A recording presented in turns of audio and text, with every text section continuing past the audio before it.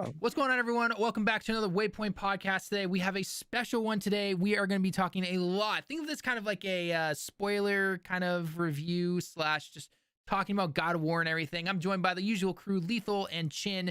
But today Bobby is out, and today we are joined by a very special guest, Cam. Go and say hello, man. How's it going, everybody? I'm glad to be back. There you go. Yeah, if you guys didn't catch it, Cam was here like 6 months ago or something like that. We were talking about all the It wasn't that long ago. Probably like 3 months, maybe. 3 months. Okay, maybe. well, I don't remember. We're talking. What was the I know topic? Was it Xbox? It was the Xbox, right? Showcase. I think it was a combination of the Xbox game or showcase, and then we somehow got into like Really? Final Was it Fantasy that? stuff and everything. I don't remember. It's been a We while. talked about Final Fantasy. We talked about Metal Gear Solid, Kingdom Hearts. We talked about a lot of stuff. I think it was like that week. It was like the Xbox and Square. I think. I think. It was Yeah, like, no, that's what it was. We wanted him It for was Square. after, I think. It doesn't been a feel while. that long. Yeah. It's been a minute. it's been a while. So Yeah. regardless, he's going to be joining us today. We're going to talk about a game that we have all played and finished. So if you have not somehow played God of War yet, or I guess maybe if you're waiting for it to come to PC, we will be talking spoilers. So that is your warning right now. That is your warning. So Lethal, I leave it to you, man. Ladies and gentlemen, let us talk about God of War Ragnarok. And the first thing that I feel like we need to talk about, because this is probably easily like the biggest thing anybody's going to want to like deep dive into and discuss, is that damn story. And I think no better way to talk about the first part of it, or at least to get into it, is to talk about that opening act. And so that opening act consists of a lot going on between the whole thing of Freya, Fenrir. There's like the housewarming party of like Odin, Kratos, and who am I missing? Thor, and then going into the big epic like Thor and Kratos like first clash. Oh, So dude, that's how you start a game. let's pass this off. Kim, you're the guest. Give me your thoughts about that opening act. How'd you feel about it? Was it good? Too much? Too little? Let me hear it.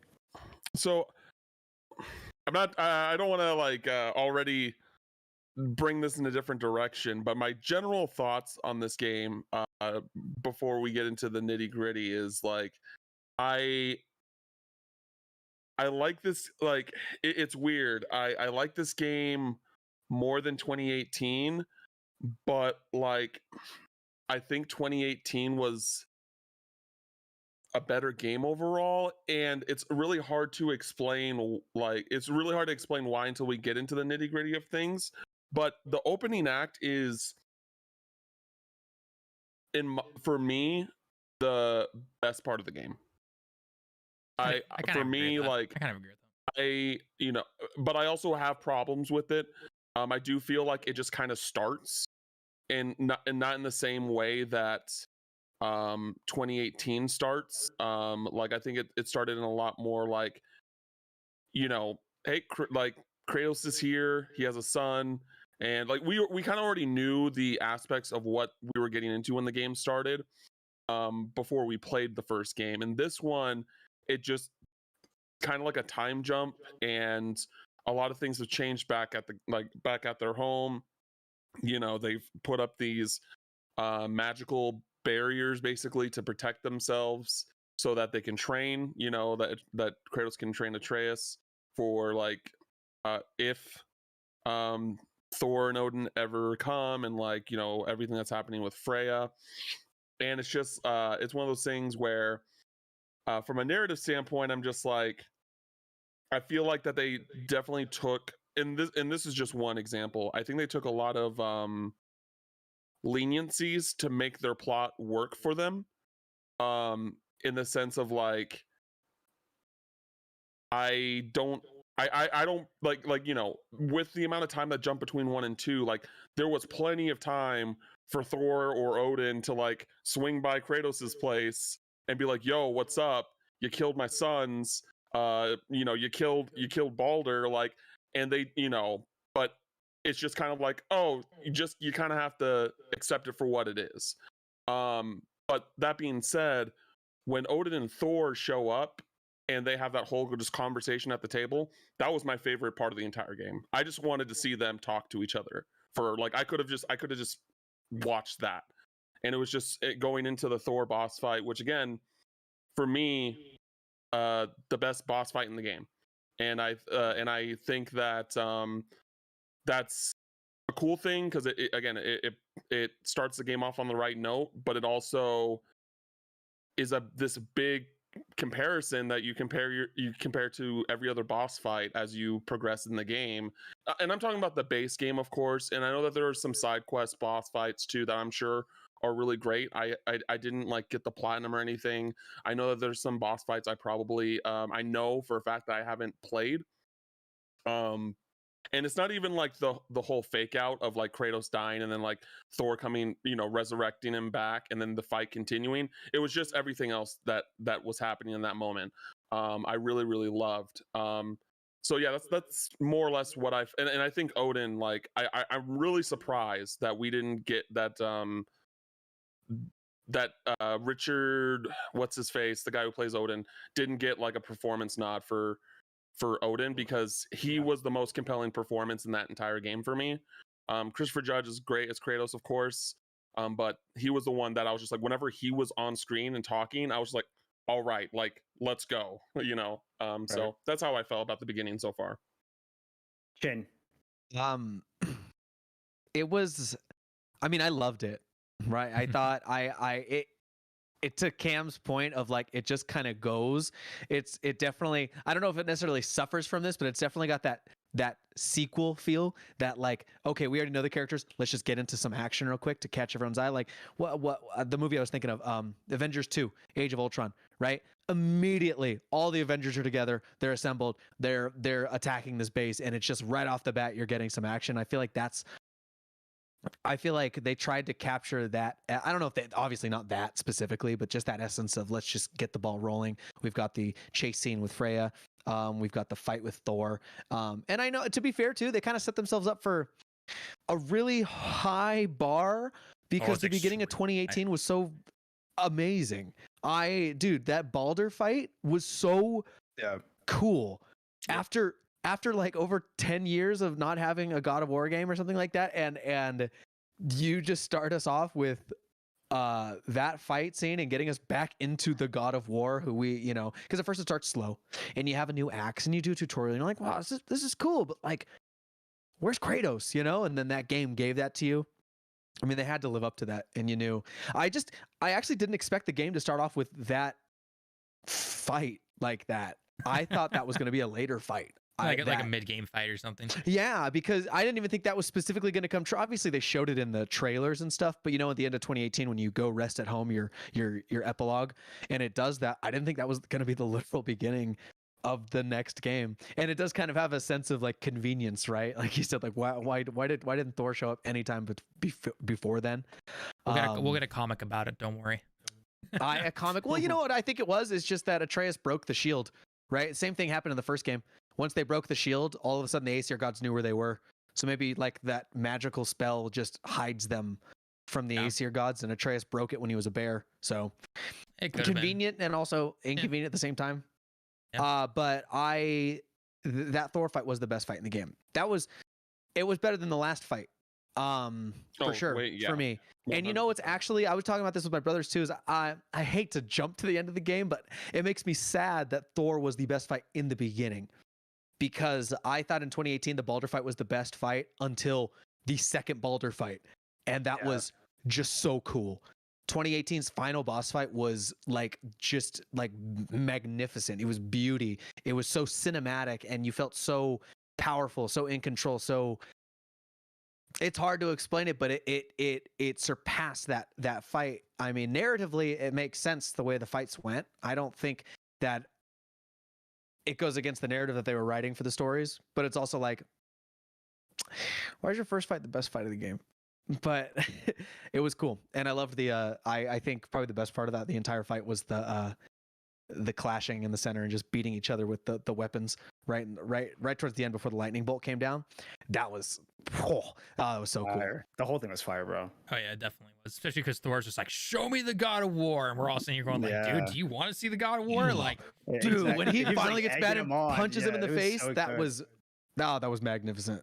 Yeah, that was pretty awesome. Tallen, do you want to go ahead and add in? Yeah, so the way when I played this game, and after, because I listened to a couple of like obviously non-spoiler reviews, I stayed very spoiler free of this game, but I did listen to some spoiler free reviews where people just said like, hey, it feels like this. It looks amazing. I don't think anyone was gonna doubt that God of War was looking like crap or anything like that. But one kind of statement that stuck in my head that actually that kind of sung, I guess, a little closer to home for me personally was that it's not, this game isn't necessarily a sequel. It's just a continuation. It's because they've talked about this in interviews and everything where this, like, they're expecting that you've played 2018, right? You can't play Ragnarok without playing 2018. 2018 helps set all this up, right? Which is why 2018 is such an amazing game. So the way I look at this is these two games, they work together. They work better together than just as simply like, oh, 2018 versus Ragnarok. Call it a cop-out answer, whatever. But the way I look at it, it's one game in the end, right? Is the way I look at it. And there's a break in between, right? Like think of it this way, like at the end of 2018, they see the stone tablets and everything like that. And then it does kind of like a 3 years later type of thing just across the screen, right? And then you go immediately straight into Ragnarok is the way I personally look at it. Love the opening. The fact that we just go from Kratos sending Atreus out to go hunting with no weapons whatsoever, which is clearly showing that his strength has improved and everything. His skills, his accurate, everything is like up, right? To, all right, time to go home, to, oh crap, we got Killer Freya coming after us right now, to, that awesome scene. What I personally loved and what showed Atreus's growth and everything was when Freya is like, trying to stab Kratos and everything, and you see Atreus like just bow in hand, like doesn't even be told, just bow in hand, ready to go, like, don't make me do this. And you're like, oh crap, this kid knows what to do now, which is good. And then going into a more calm down moments, and then all of a sudden, dude, freaking Fenrir died, like Santa Monica, like damn, like less than 5 minutes into the game, like I like, especially with someone who's had like 4 dogs in his past, and they've obviously all passed away over the years and everything. I'm just like, I'm not crying, you're crying, type of thing. And then it goes into finding Atreus because he wandered off somewhere, turns into a bear for crying out loud, which by the way, foreshadowing from back in 2018 when he says, "Can I turn into an animal?" When he finds out he's a god and everything, and how he can turn into a wolf, he can turn into a bear, and then goes in, and then all of a sudden Thor shows up, and we kind of expected Thor at some point, obviously, because end of 2018 trailers, the whole 9 yards. But the fact that Odin shows up in the same scene, it's like, oh shit, and this is all within their little wooden house, right? And then he's just like, make it quick, and Thor's like, well, bam, and just starts the fight. I'm just like, dude. I think the one thing, and going back on Shin's point about how, because the way I look at it, like the Boulder fight compared to the Thor fight, like both epic, awesome, doing really well and everything to begin the game. I think the thing that made the Boulder fight at the end of 2018 compared to the Thor fight at the end of Ragnarok, the thing that made it better personally, in my opinion, is the way that it was handled, right? Thor was just, you got knocked down to where Odin's house is and you fought in front of it. That was it, right? Whereas with the Boulder fight, like he comes out of the water, right? And you fight him a bit. And then Freya takes control of an old giant. And you're like just going all over the place and everything like that. Then you land in a new area and you continue to fight him. Then you make him mortal due to the thing that Atreus had, like the arrow tip or whatever it was. Yeah, the special arrow. That special arrow, right? That makes him mortal. Then you fight him again. And then he's about to like kill his mom. And then Kratos comes in and then snaps his neck and everything like that. So I think the way that played out is the reason that the Boulder fight is better than the final Thor fight, right? Because again, the final Thor fight, like, again, he comes flying in after he's fighting the giant snake, hits you away, and you go down to in front of the house, and you're fighting him within the stages. And then you like, what does Kratos do? Doesn't he like stab him in the hands or something like that? Yeah, at the end of it, instead of killing him, right? He stabs him in the hands. And then it's like, okay, so now what's going to happen, right? Like, is, Thor going to call down a giant thunderbolt and just like changes the, the entire terrain or something like that? Or you get blasted up into another area to continue to fight? No, Odin comes in and he kills him, essentially, right? It almost felt kind of rushed, in my opinion. The whole 100%. Ragnarok scene, right? The Ragnarok part of it. It it started off good, right? You have all the people coming in from the realms, and I know we're getting off topic here, by the way, but and then just the Thor fight just happens. It's just like, really? I actually I loved Odin's fight. I just Odin's think fight was I fine, think but Thor's fight got a little disrespected. it did because absolutely 100, and that's what I was trying to get at. Yeah. So, Go ahead. Oh no, after you, Cam. I was just gonna say like, Talon. This is something I meant to say in the beginning is that like, I think this game, I think that Sony Santa Monica really wanted to not make a third game. I'm pretty sure they're on record. They're on record for that, aren't they? They said they didn't. But like it shows. Like I think that there are parts that go on for too long that didn't need to be, and I think that there's parts that just didn't feel fully developed or felt anticlimactic, short-lived, whatever you want to call it. It really does feel like that this is a, kind of like what you said, like God of War is kind of like the 2018 is like the first act. This feels like the second and third act of a story being shoved into one game, and it shows, and not for the better for me. I think if they're gonna make me ride that yak like 7 times in Jotunheim, God, Thor could have gotten a part 2 to his fight. I hate the yak rides so much. I just do not like them. I loved Jotunheim. Everything. Stop it, Lethal. I know it's. I'm not saying Jotunheim's bad. That's one of my favorite parts. That whole Ironwood was my favorite part. I love Ironwood because I love the story that's told. That was. Oh, I love Ironwood. I think it's beautiful. It's the most divisive level from what I've been hearing from everybody. Either you didn't like it or you really loved it. And for people who didn't like it, it's because of the damn yak rides. I feel like yaks, because Angrboda is an amazing character. Yeah. Discovering the twist with the giants I thought was so great. I loved those little bits. But Yala did not need to exist at all. Yala can go away forever. I just don't care. One yak ride was all I needed. All right, and they could have, but there was more yak rides than there were Thor fights. Okay, that's not okay. I definitely agree with that. I mean, again, but no, I was just gonna say, but the way that it's not really justify how the fights went, but the way that I see the fights in a better light, is the narrative behind it. Right, is the story that's being told through those fights. Why Thor's fight was so short. What happens at the end of Odin's fight. Do I think the game lacks those? What's the easiest way to put the God of War moments? Right, like where's the smashing circle until my screen is bloody from beating Zeus's face in. It's not there. But it's not supposed to be there. Like it's not. The game isn't intended to have those moments anymore, and I think that's like. I guess really the beauty behind it, right? It's like you have to be okay with the fact that you don't get to smash Odin's face in as much as you really want to, because that's not what Kratos wants to do. That was a bit of a twist. I'm not gonna lie, how they killed him. It was a twist. I think the one thing they gave us though was Heimdall, and the way Heimdall died was beautiful. Heimdall was brutal. He deserved everything that happened to him. That was pretty much like that boss fight that you were looking for, if anything, like that crazy bloody boss fight. But I feel like. I feel like now we're just jumping all over the place. Sorry, I know. I know. It's hard. It's hard not to just jump all over at this point. But I mean, just to kind of just hop in from that one, I was just going to answer that one part, or not answer, but just give like a.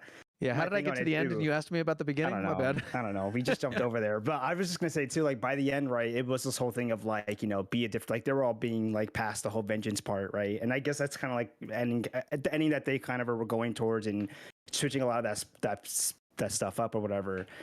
That's all I was going to say in terms of like, the feeling of towards the ending of why they changed it, or I guess the decision to do what they did or whatever. But I'm just going to chime in just for my beginning part real quick. We can get past this and get into the actual meat and bones of it. But I mean, I pretty much echo the same thing that everybody else has pretty much have said.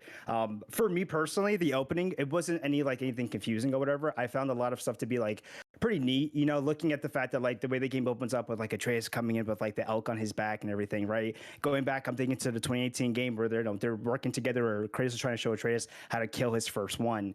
And so like it was just pretty cool to kind of see have the game open where it's just like, okay, like this is a grown man, right? Or this is a teenager now. This is no longer the little kid from 2018. So I personally I love that. And right, going into the whole fray, I thought was pretty badass and everything. And then going into the whole pretty much like learning the game, him him turning into a bear and having those questions of like, oh shit, like he's actually transforming and stuff like that, and he's doing some new stuff that he's never done before.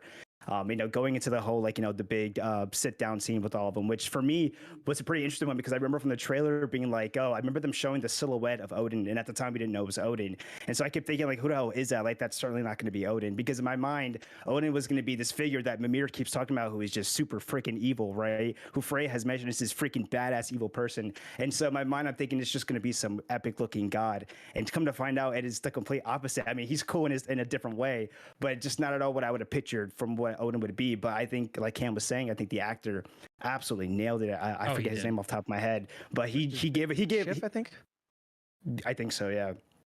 But he gave a I guess a performance for Odin that I just wasn't expecting, and more importantly, I think I ended up liking it so much towards the end, where he did end up becoming one of those like surprise characters where I was like, oh man, I really like this Odin. This Odin ended up becoming like again, just a different kind of version of him that I was expecting. He's so like manipulative, and he's so like, he's very brainsy, he's smartsy, he's very crafty. He doesn't need to do like the big fighting. He has Thor for that. He has his sons and his son's sons. Like, it was one of those where I was like, oh dude, they're getting into the mythos, and they're just making a really cool different kind of Odin, which then that goes, and we could take it from here now, where it opens up after this whole thing, after the big clash, that epic sick battle. The game opens up, I think, pretty big, right? We start getting to the different realms, and in this game, I would say we had, in the meat and bones, in the middle of this game, we get the new realms of, what is it? It's Vanaheim, which is which is a new one. There's Svartalfheim, which is a new one. Let me see. Let me see here. Yep. So Svartalfheim. Sorry. Vanaheim. I'm forgetting the names now. Yeah. Where's the other one? Well, Asgard's new. Asgard is new. Asgard's pretty cool. Yep. Is Niflheim new, or was Niflheim the we got a new area to We got it. a new area to it. So new area to Niflheim. I feel like I'm missing one, right? I feel like and we had Ironwoods, right? Oh, and Ironwoods. We didn't really explore that in the first game. You were only there at the mountaintops. This is the game where you actually got to explore it. So I guess I'll open this part here to everybody. Let's. I feel like we have different things to say about each of these new realms and the stories I've kind of inhabited with the characters that they kind of introduced. But I want to get to one that's pretty divisive, and I want to give it back to Cam again. But I want to hear your thoughts, Cam, about Jotunheim/Ironwood and that whole sequence, the introduction of Angrboda. How'd you feel about Angrboda's character? How'd you feel about, the introduction of also Gryla too? I don't know if she'll play a big thing going forward, but there was a lot of story that I mean, for me personally, the reason why I loved it so much was I felt like there was a lot of story into that section there. And I know the yak rides were boring, but for me, all of the performances were so freaking good, dude. I thought Angrboda's actress, she was just a voice actress. She was amazing too. Like, even Sunny for Atreus, I thought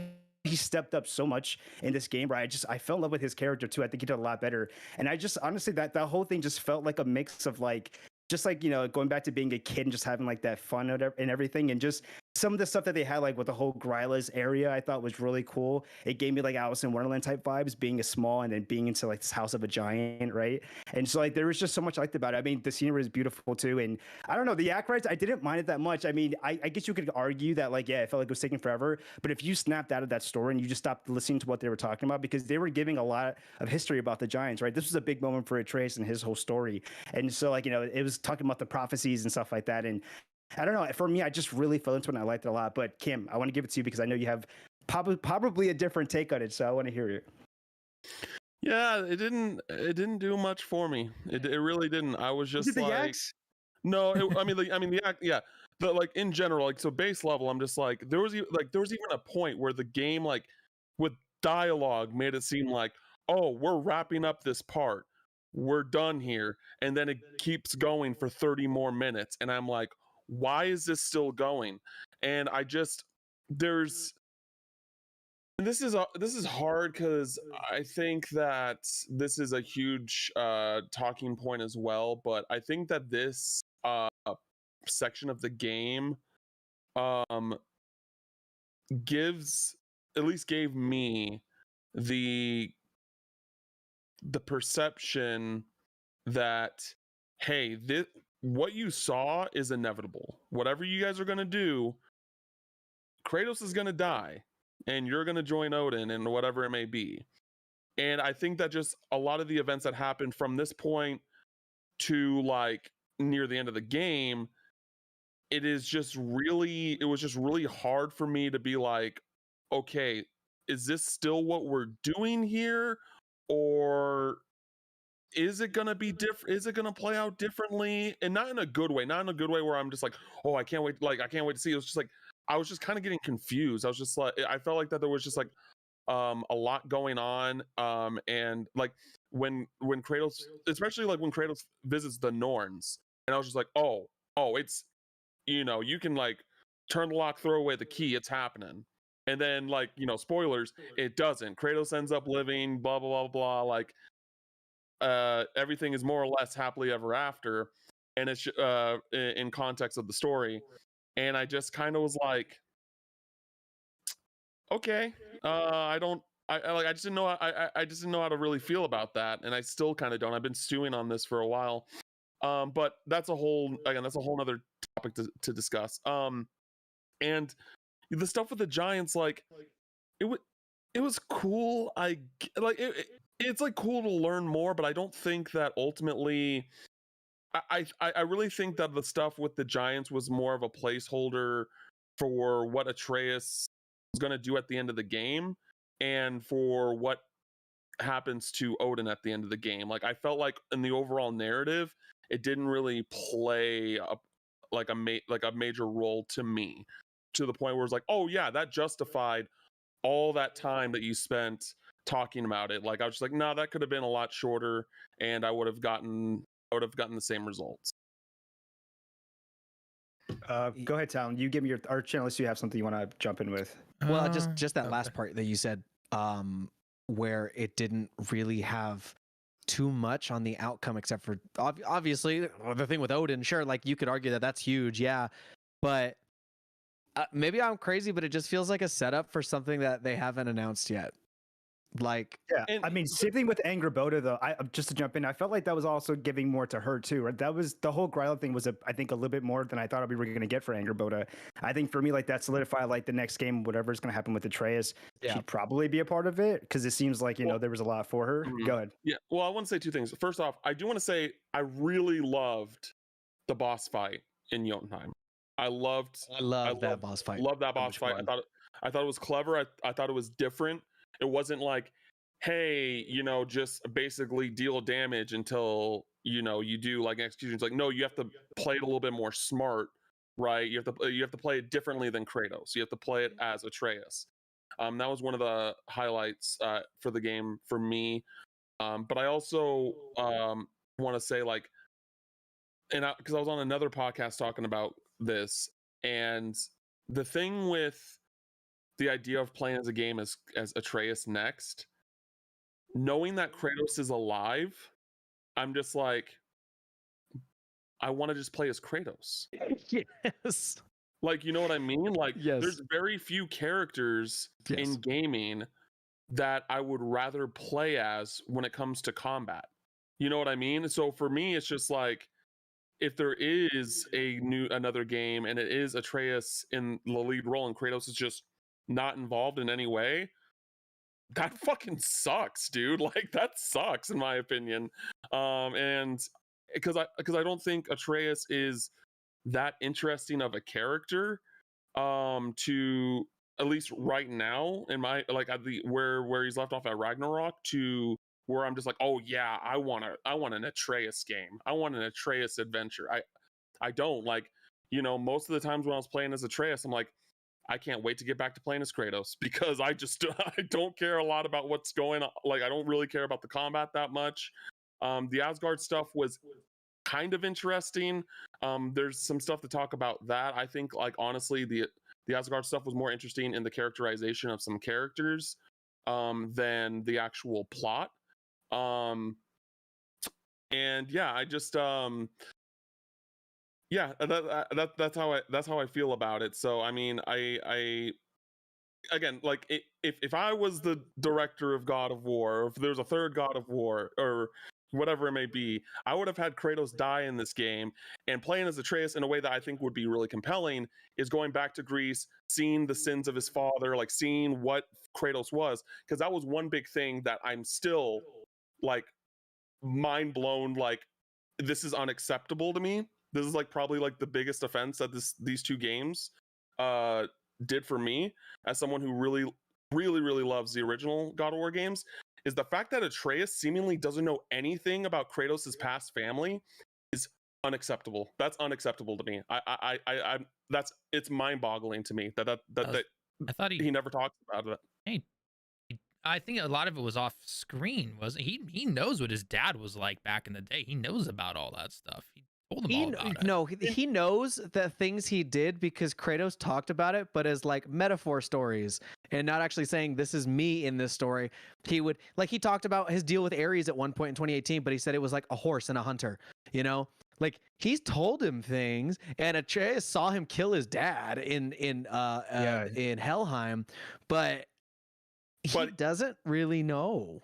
Yeah, and he doesn't know that he had a family before. Like he told Freya, and at that point I was like, finally, because that's the stuff that I was missing in 2018. I was just like, I want to know what's going on there. I want them to talk about that stuff, because that was the thing that was so interesting to me, that he was in this new pantheon.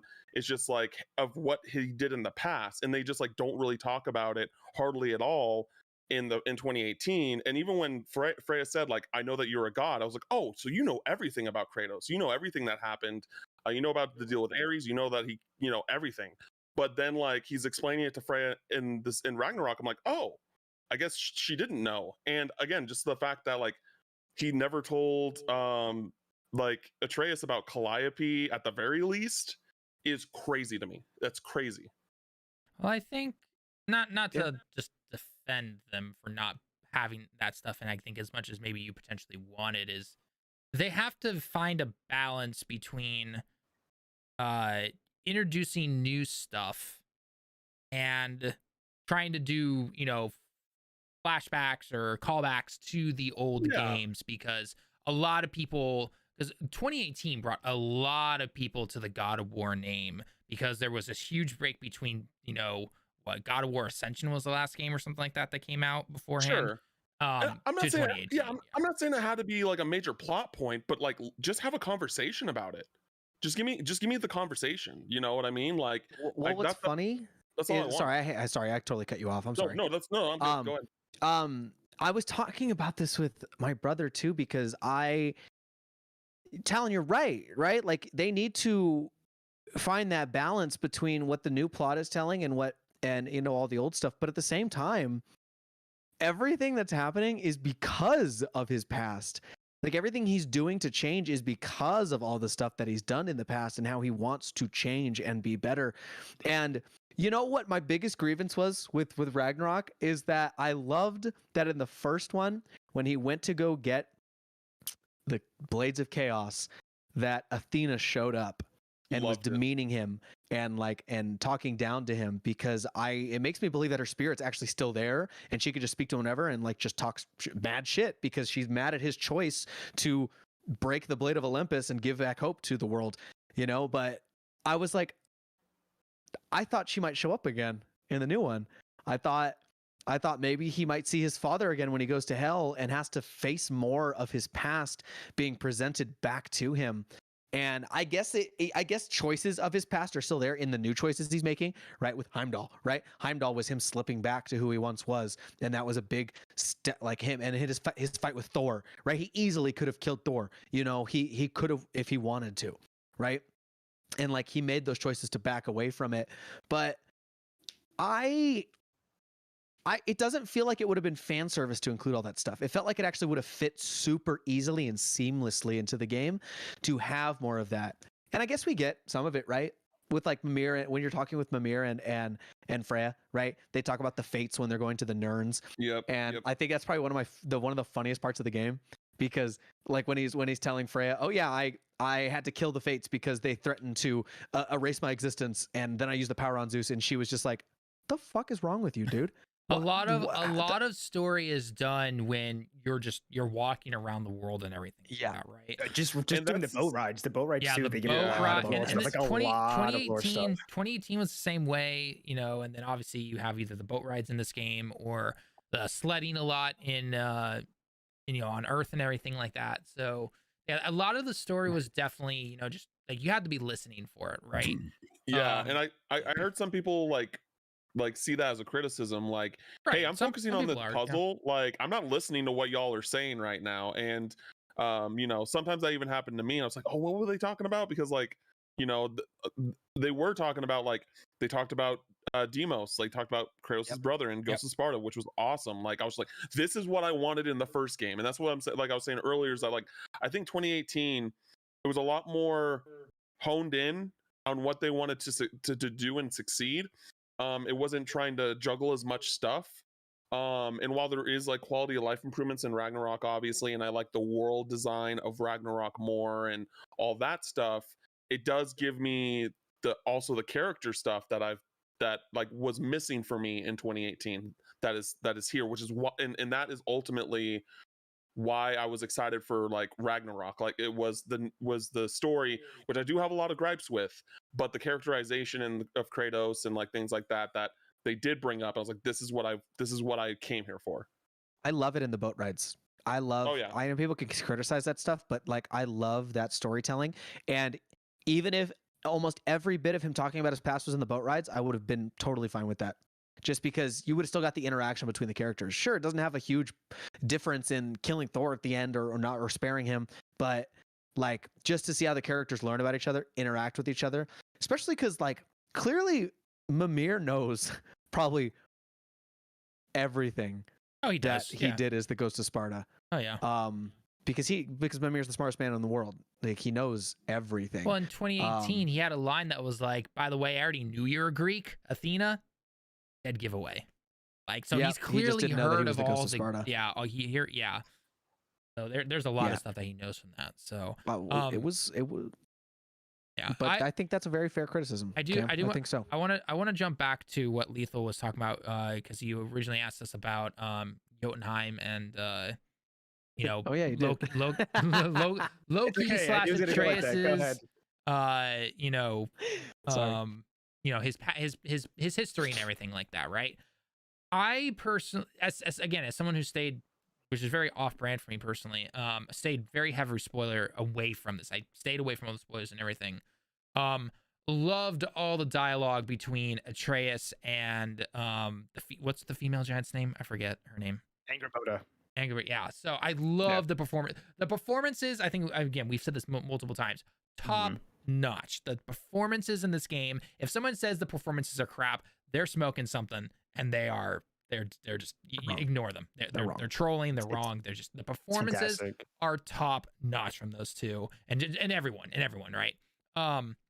So I loved the story that we got from that. Maybe it could have been placed more near the end potentially, or something like that. Or maybe the position of it was wrong. I think it, for me, it worked a little bit better, maybe more because I did a lot of the side content. Like the moment I was able to do side content, I went off and did a bunch of stuff. So maybe it can be very different for certain people if they skip the side content and go straight through the story, or if you are somebody who like just ignores the story for like 10 hours and you go off and do literally everything else that you possibly can. You know, who's to say? Everyone's gonna have their own opinion on it, and that's perfectly fine.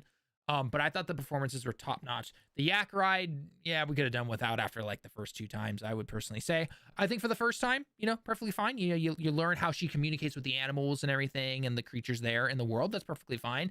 But after the second one, all right, I'm done. You know, don't need 20 more yak rides. You know, I can see Chin just being like, freaking yaks, man. But I love the boss fight with her grandmother, wasn't it? The grandmother was, love that fight. You know, using a combination of how obviously Atreus plays differently than his father does, which I think no one should be expecting Kratos 2.0 from Atreus. That would have been weird.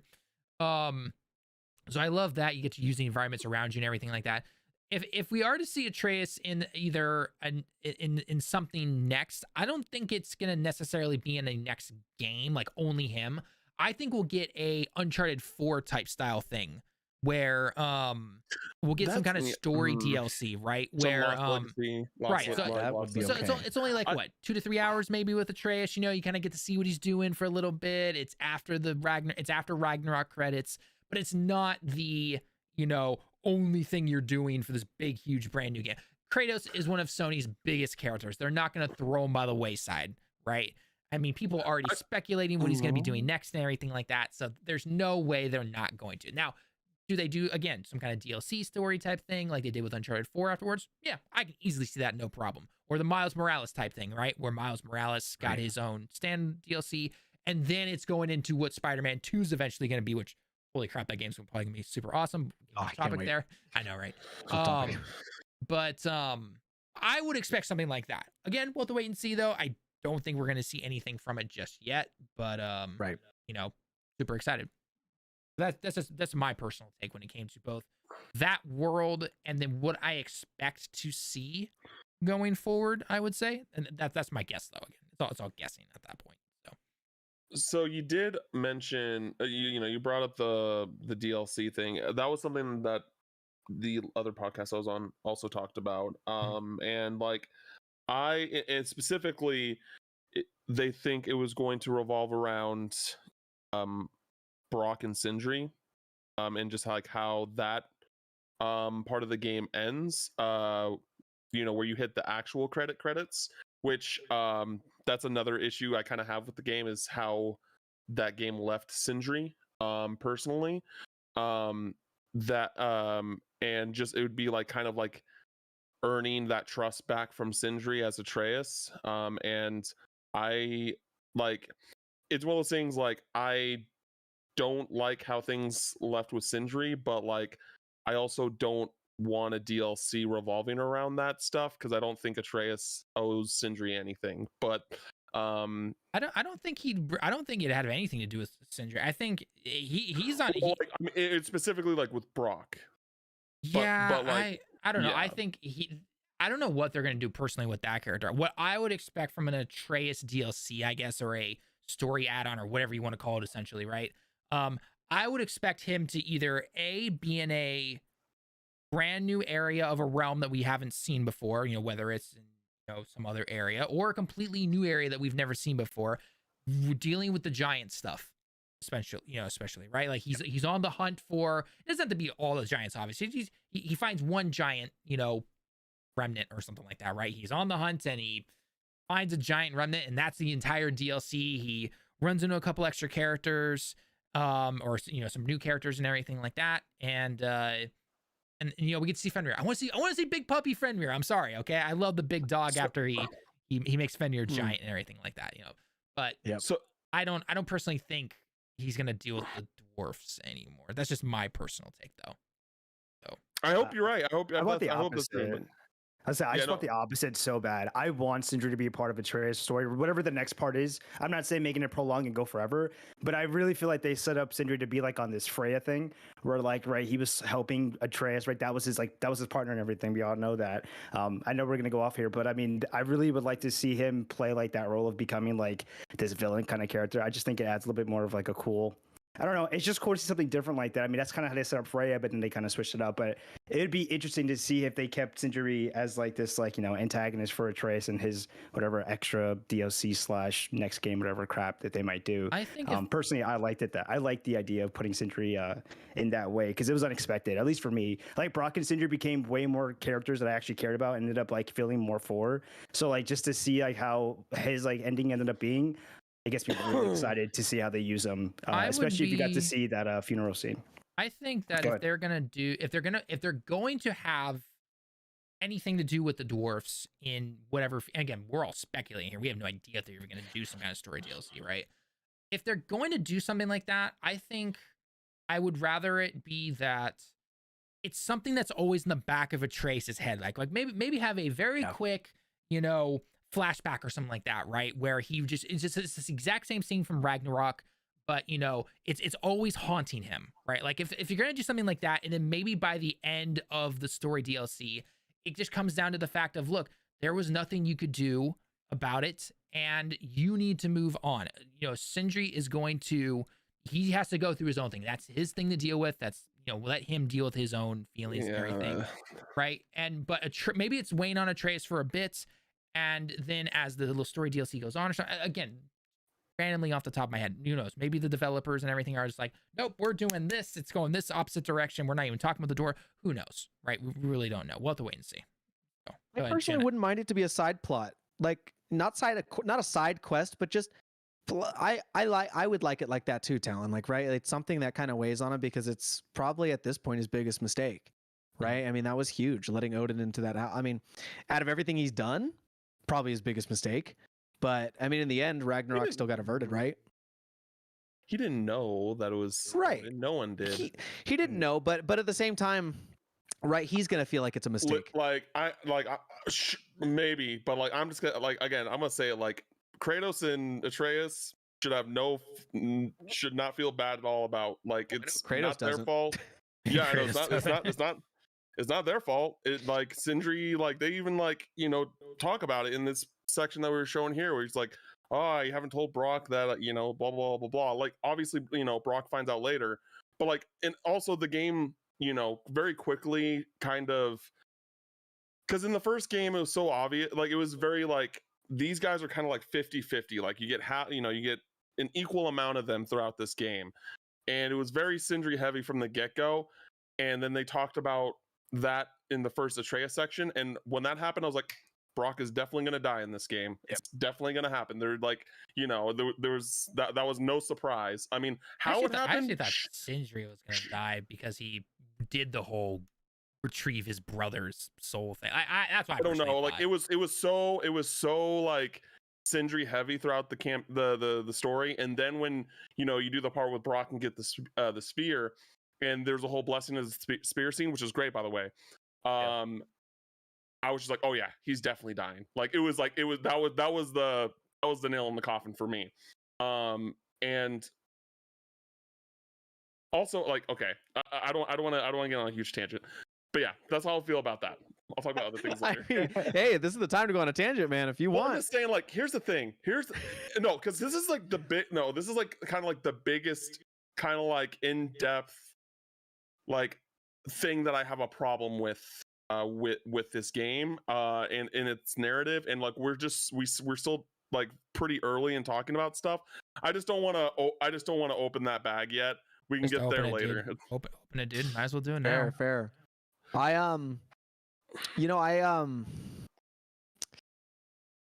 Speaking of that part, where Brock dies, at least from the games that I've actually played, not the games that are out there, but the games that I've actually played, I really applaud Sony Santa Monica for that plot twist, because that actually threw me for a whirl. I did not in any way, shape, or form actually expect that, because it's very obvious after the fact, right? You go back and you see all the little things, but I just didn't even think about Odin transforming, even though 2018 very clearly had stories about him disguising himself and tricking, and he's a trickery. It's so obvious now, right? It's so blatant. But I was duped the entire time. I really was, and I was like, wow, that was a fantastic plot twist, and now I'm sad because Brock's dead. I thought it was really good. I don't know other games that you guys have played that have had good plot twists, but I think that's number one for me. No, it did. I mean, there's definitely better plot twists. But other games have done crazier stuff. But I mean, I think it might have been. Out of what I've played, though, that one takes the cake.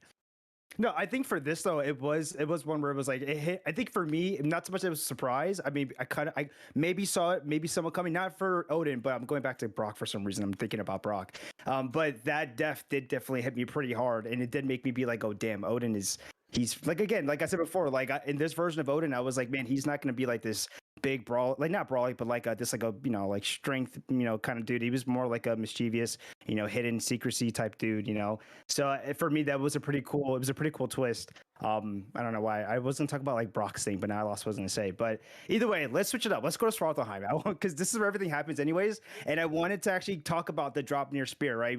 This is where Svartalfheim is the home of getting to meet more of the dwarves, which is pretty cool. We get the drop near spear, and then we get to meet who I thought was a pretty cool character that I'm kind of sad that we got a little snippet of it, but I guess it made sense. But the lady, I think that was the thing's named. It was called the lady, right? Yeah. The Forge.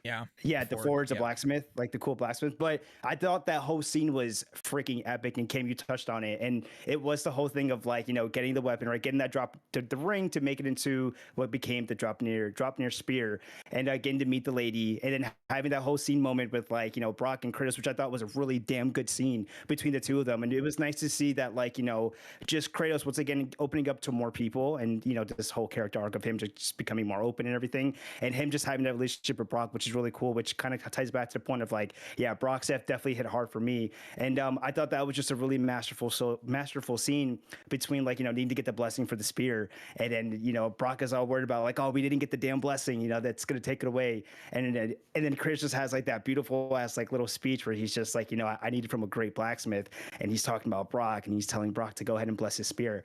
And I thought that was just so damn good. But anybody want to add any more to that? Like that, I just thought I thought Svartalheim, for everything that it encompassed with all the new characters and the drop in your spear. I actually want to hear what you guys thoughts about the drop in your spear too. Did you like it as the ended up becoming the new weapon or the third weapon? Because a lot of people thought it was going to be the Mjolnir, myself included. I got this damn thing right here. And I for sure was like, bro, this is going to be the weapon that they're going to give us in the game. I thought it might be the case.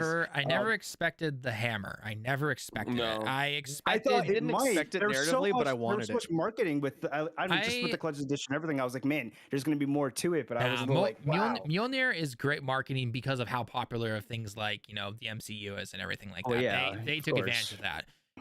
So first off, I want to talk about the world real quick. That is probably my favorite world because it's so vast. You have the swamp areas, you have the caves, you have the village, you have the entire area where that giant turtle is, right? I know he has an official name. I'm just gonna call him a turtle. There's the dragons that you can fight there, right? There's just and then you go up into the mountains where which one way will eventually loop you back into the caves, or you go up to where the forge is and everything. So I love that world. That world was probably my favorites in terms of variety and everything. In terms of the spear, I love how they connected it back to how, you know, a spear is the first thing that a Spartan learns. He says it right as, you know, he gets it and everything like that. I loved, you know, every detail from how when she took his blood to making the God of War symbol and everything like that, which is the exact same symbol that you see, obviously, for the holster for the axe and everything. And then, you know, like, because we knew already that Brock was not whole, essentially, right? And it was weird at first, though, that because Sindri kept saying like, no, you cannot go meet her and everything like that, right? And I'm thinking to myself like, why? Because like some of the dwarves seem to be confused as to why Brock was still alive and everything. So I'm like, is that why? Because she's gonna be like, oh my gosh, you're not supposed to be here, and she goes and kills Sindri. I know, whatever the case is, right? But the fact that she doesn't react to him at all, I was like, oh, that's why. Because then he finds out and he puts together that he died at some point. So I thought that was pretty neat. Love the spear in terms of gameplay. Anything with wind elements to it, love it. Anytime. Very, very fun weapon to use. And especially when you get to take it to Heimdall and you're just like, oh yeah, I'm gonna beat this bro's ass with this thing. Because Heimdall reminded me of one of the gods from God of War 3, the fast one. What's his name? Hermes. Yeah, Hermes. He had that same energy where he's taunting him the entire time, right? I was like, dude, I cannot wait to just bash your skull in, and that's exactly what Heimdall gets. And I'm just like, yeah, that's my personal Shout out to Scott Porter. Clear eyes, full hearts, can't lose. Friday Night Lights, baby. There you go. There you go. Yeah, no, Heimdall was honestly, Heimdall was such a good character. I loved it. I thought the acting for him, he was so great. I know it's not the question, but it just like shout out to him, like, dude, well, really, really good. And it was obvious he was made as the character that like you want to kill this guy, duh. But like it was done in such a perfectly obnoxious way, and we got such sweet relief from it. Like that was a really good part of the game. Very big highlight was Heimdall and fighting Heimdall. Well, and I think I think it goes back to, again, just the performances from every single person in that game, small or big. The performances, again, no one can deny it that those performances are top notch. I needed more Darlin in my life. There are a lot more people I wish we could have seen more of, right, dude? And I'm not gonna lie, I really wish Atreus could have kept the sword from Freya's Oh, brother. I know. Or That was Ingrid. Yeah, But I it was wish cool that it Ingrid. was Freya. It was Yeah, Freya's. dude, Right. that like at the ending where that happened, I was like, oh was my cool. god, that was Freyr's sword the whole time. He brought it That- down. that I was was like, yo, cool. That was pretty sick. Badass. I love Freyr. Freyr, you talk about lovable characters and acting, and Freyr was fucking awesome. You want to jump to Vanheim? Because I was gonna say we could jump to Vanheim next if we're done with this one. Or Kim, do you have or Chin and Kim? You guys can give your final thoughts on everything Go that for it, happened Kim, if you want to talk about Spartle. Y'all pretty much nailed it so far. Yeah. Kim, do you want to talk about Vanaheim then? Any thoughts about that whole world? Freyr, his whole camp. If you guys did the side quest, I know I did it for post game. I mean, it's not even post game. You could do this within the game too. But there was also a lot of like stuff for Freya once you find out that she becomes a companion. So good, Kim. If you want to go into it, go ahead. Go for it, Kim. Yeah, the stuff for Freya was great. Learning more about that. The Nidhogg fight was cool. You know, I wasn't like blown away by it particularly, but like it was still a really cool fight for sure. And like the kind of the effects of the consequences of killing Nidhogg was interesting for the rest of the game.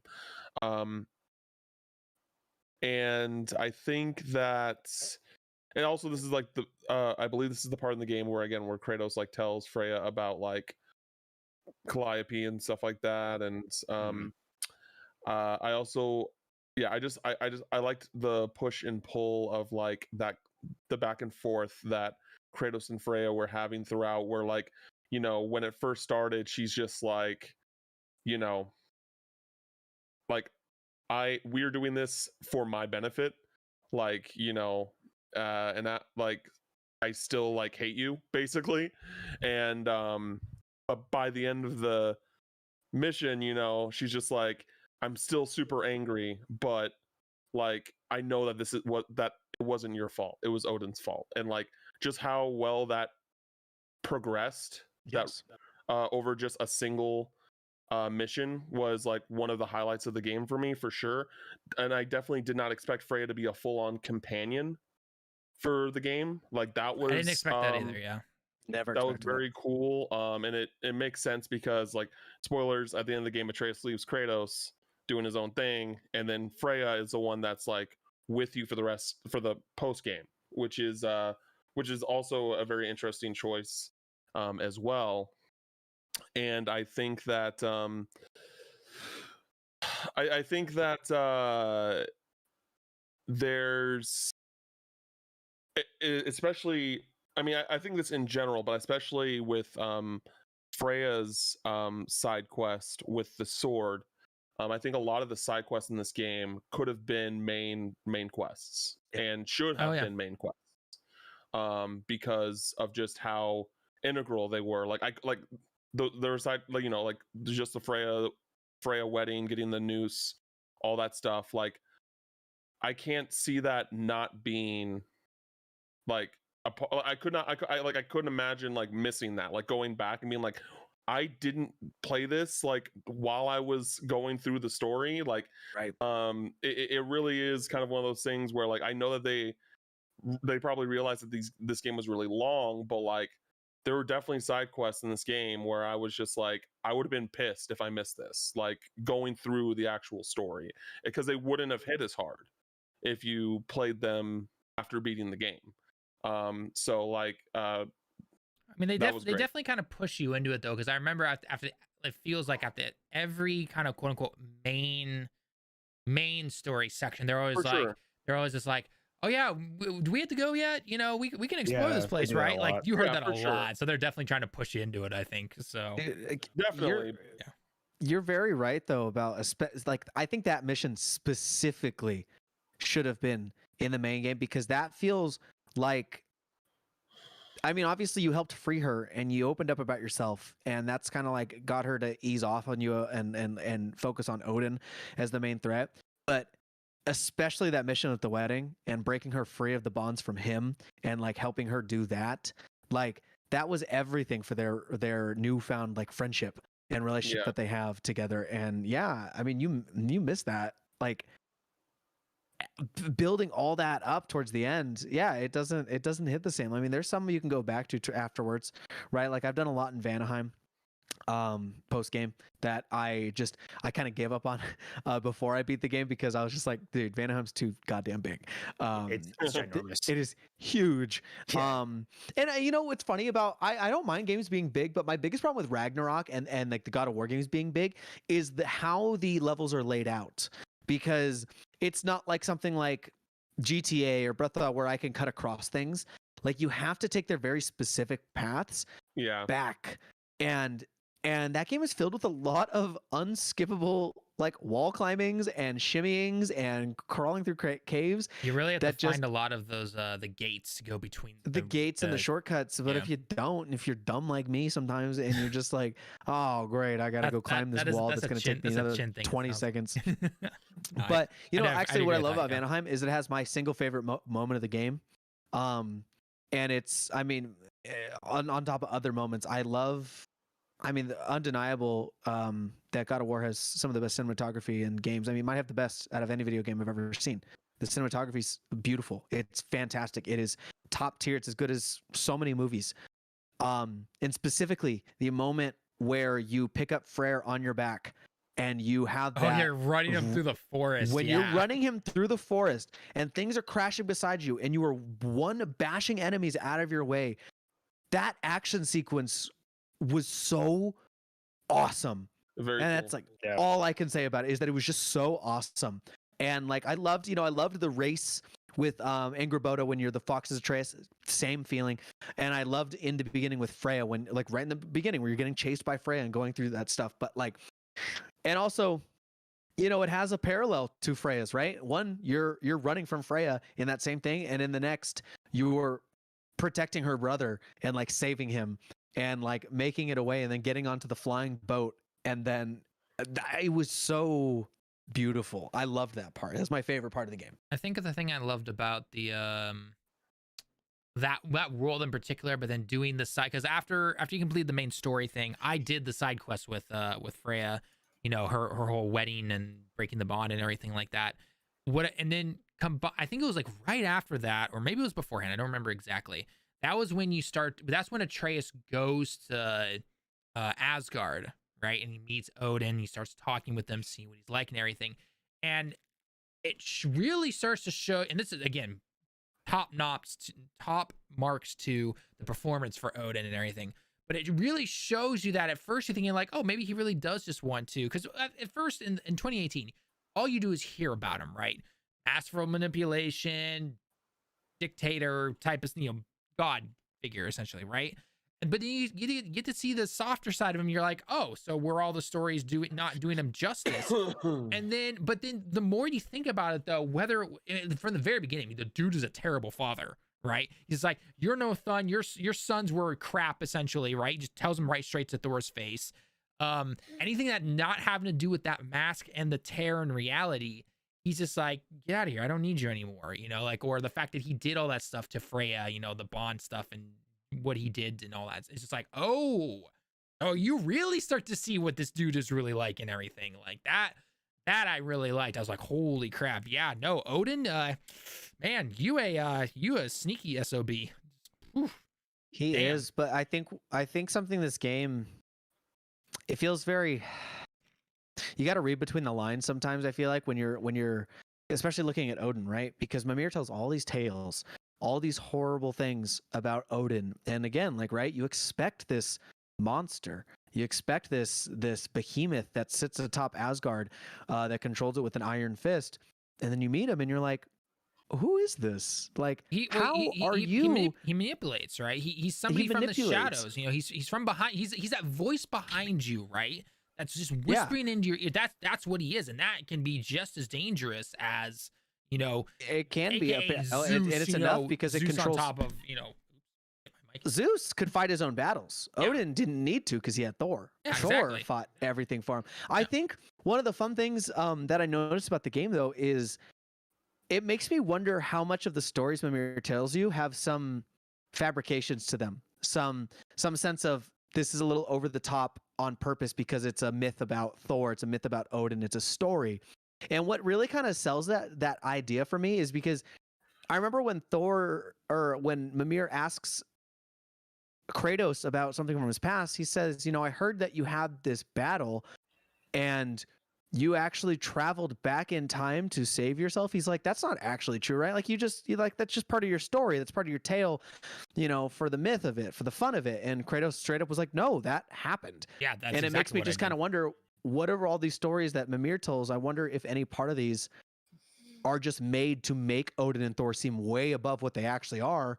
And then once you meet them, you're like, hold on, these stories don't add up to who I was told about, who I was expecting. And I feel like that was done purposefully. The moment you said that, the first thing I thought back to was when you first meet Mimir back in 2018, right? He's on the tree and everything, and he goes, he tortures me every day. And I'm like, does Odin torture you every day? Because he does say that nothing will break that bond, including Thor's hammer. So my thought is like, oh, after seeing that now and playing Ragnarok, I'm like, does Odin really torture you, or does he bring Thor to torture you because his hammer can't break your bonds? Like, is that what he does, right? And Odin kind of just sits there, again, he's the guy behind the shadow. He's just like, Thor, this time let's go for his head this time, or this time let's go for his hand, or whatever, right? And Thor does it because he's manipulated by him, he's drunk half the time and all that stuff, right? So maybe that's things like that. So Mimir he's not lying, but it's not, it makes you see Odin as this giant unstoppable force, when in reality that's not really what he's not really. And it also makes me think, just kind of like fun speculation, nothing that's really straight up said, but like, at the beginning when Thor's like, I want to see this god killer, I want to see this, and Kratos is like, oh, so you know what I've done? And he says, yeah, I know what you've done. And I'm like, now that I think about it, I'm like, I don't think you believe half the stuff that you've heard about Kratos. He doesn't. I don't think he does. And that's probably why Odin feels so comfortable going straight up to him. And I love that moment when he brings Durlin after he gets the spear. And I love that interaction between Odin and Kratos, and because it makes you see how much Odin underestimates Kratos. Oh yeah. Because you can see how frustrated he gets by the end, because he's like, I figured I could talk to this guy and manipulate him because he's just a big meathead. And then you realize, I can't get through this guy at all. He is set on killing me if I step out of line. He took down like 20 gods back in 1 through 3, Yeah. A few titans and everything. Yeah, no, Odin, you ain't doing shit. They don't stand up to Zeus or anything. You know what I mean? Like, I just don't think they do. And I think they see themselves above too many people. And obviously that was their downfall, right? Right. Well, and they even talk about that, right? They talk about how the people of Asgard, especially the early adapters, so Odin himself and everything, always thought themselves above everybody else, right? And that's obviously their downside right there. It's like, so you got this god over here who's taking down the entire Greek pantheon, essentially. He's taking down a few titans. He's taking down some other big name people. He's taking down freaking fates who control time and reality and everything. And, now he's coming for you because you took his son. So because you took his son. It's like, I love that. And I think that almost ties into like what Cam was saying, right? Like, I kind of wish those characters got to hear more of what Kratos did. I want to see their reactions to learning who he is, and like seeing how that changes how they talk to him, how they interact with him, not just Freya, but how Odin approaches him, how Thor approaches him. Clearly Magni and Modi had no idea who the hell they were going up against. No, because they showed up as the cocky teenagers, right? They showed it. Yeah. It's funny seeing old man Kratos, little kid Atreus, and you have cocky I know they're not teenagers, but they're acting like cocky teenagers. Yes. You're like, yeah, you don't know who you're talking to, do you? And then just they get their faces smashed in, essentially. They get thwomped. Yeah. So like they had those little dynamics in there, but I do agree. Yeah. I think it would have been cool to see more reactions like that, but at the same time, I don't think it would have been Kratos to tell them, because again, that's the whole point of 2018 and Ragnarok. He does not want to relive that stuff. It's not until post-game Ragnarok actually that he starts to open up more about that with Mimir and Freya, because Atreus has, I do kind of agree with this. Atreus has gone off to college, essentially, is what he has done. He has gone off to college on his own. He's on his own path now, right? So, and Kratos needs to, rely on more people now. And so that's exactly what happens in post game. So I know not everyone will agree with that, but I kind of like that. I'm like, you know what? It kind of is actually. Your kid goes off. He's actually has friends now and a life that he can live. Yep, exactly. All right, before we jump into Asgard, because I feel like with Asgard we can pretty much go into like those characters and then probably take that into the ending. There is a lot of returning to older realms, right? We go into Helheim. I know we kind of talked about Graham, the whole thing, and then Fenrir's soul. I know we mentioned that. We also talked about. I loved it. Sorry. Yeah, I'm all for Giant Puppy. I am. I'm all for it. Yeah, I mean, if anybody wants to jump into either like Helheim, I mean, Muspelheim is pretty much the same thing as it was before. It had some stuff in there, right? There's a pretty cool thing with Thor and Atreus, like their little like first like time out together was pretty cool. What else? There's the return to, we said Niflheim, especially post game. Post game Niflheim is really a big thing. I'm wondering if anybody did that, but we'll talk about that in a separate spot. Oh, with the hammer. Did anybody like Anaheim? Anybody care to go back to Anaheim?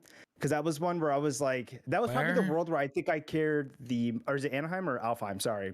Alfheim. What world? Anaheim. What world is that? Yeah. Sorry, I knew what you meant, but you just I said it wrong. But that was for me the world where I could probably not care too much about. But I mean, they went back to the world of the different elves, the light elves and the dark elves. Oh yeah. That was that world. It was, again, each of the realms were slightly different, I think, if I'm not mistaken, or at least you got a little different parts of it. Like for example, Alfheim, you went into the desert, and it did have those cool little different they introduced some things there. There was like those giant jellyfishes. I love that mission solely because Atreus kept questioning it, and then Mimir's like, why are we doing this? Yeah, why are we doing this? And he's like, he just wants to spend time with you. And I'm like, oh, dude, that hit me so much. As someone who lost their dad in the past few years, like that hit me. Like that wasn't like I didn't cry or anything, but I was just like not being able to hang out with my dad anymore, and we had a complicated relationship. I was just like, fuck, man, that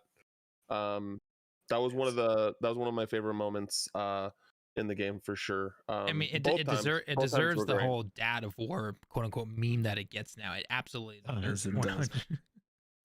How did you? Okay, question, because I feel like a big sentiment that I have with this game is that it tied up a lot of things nice and neatly with a bow, but it also left so many things where I'm like, what? Why? Like what? My specific moment was finding the real Tyr. Oh, yeah. When you found actual Tyr in that dungeon, post game after Asgard gets blown up, and you go to the Asgardian prison, and he's just at the bottom, and he's like, "Oh, I guess everything happened." I was like, "What?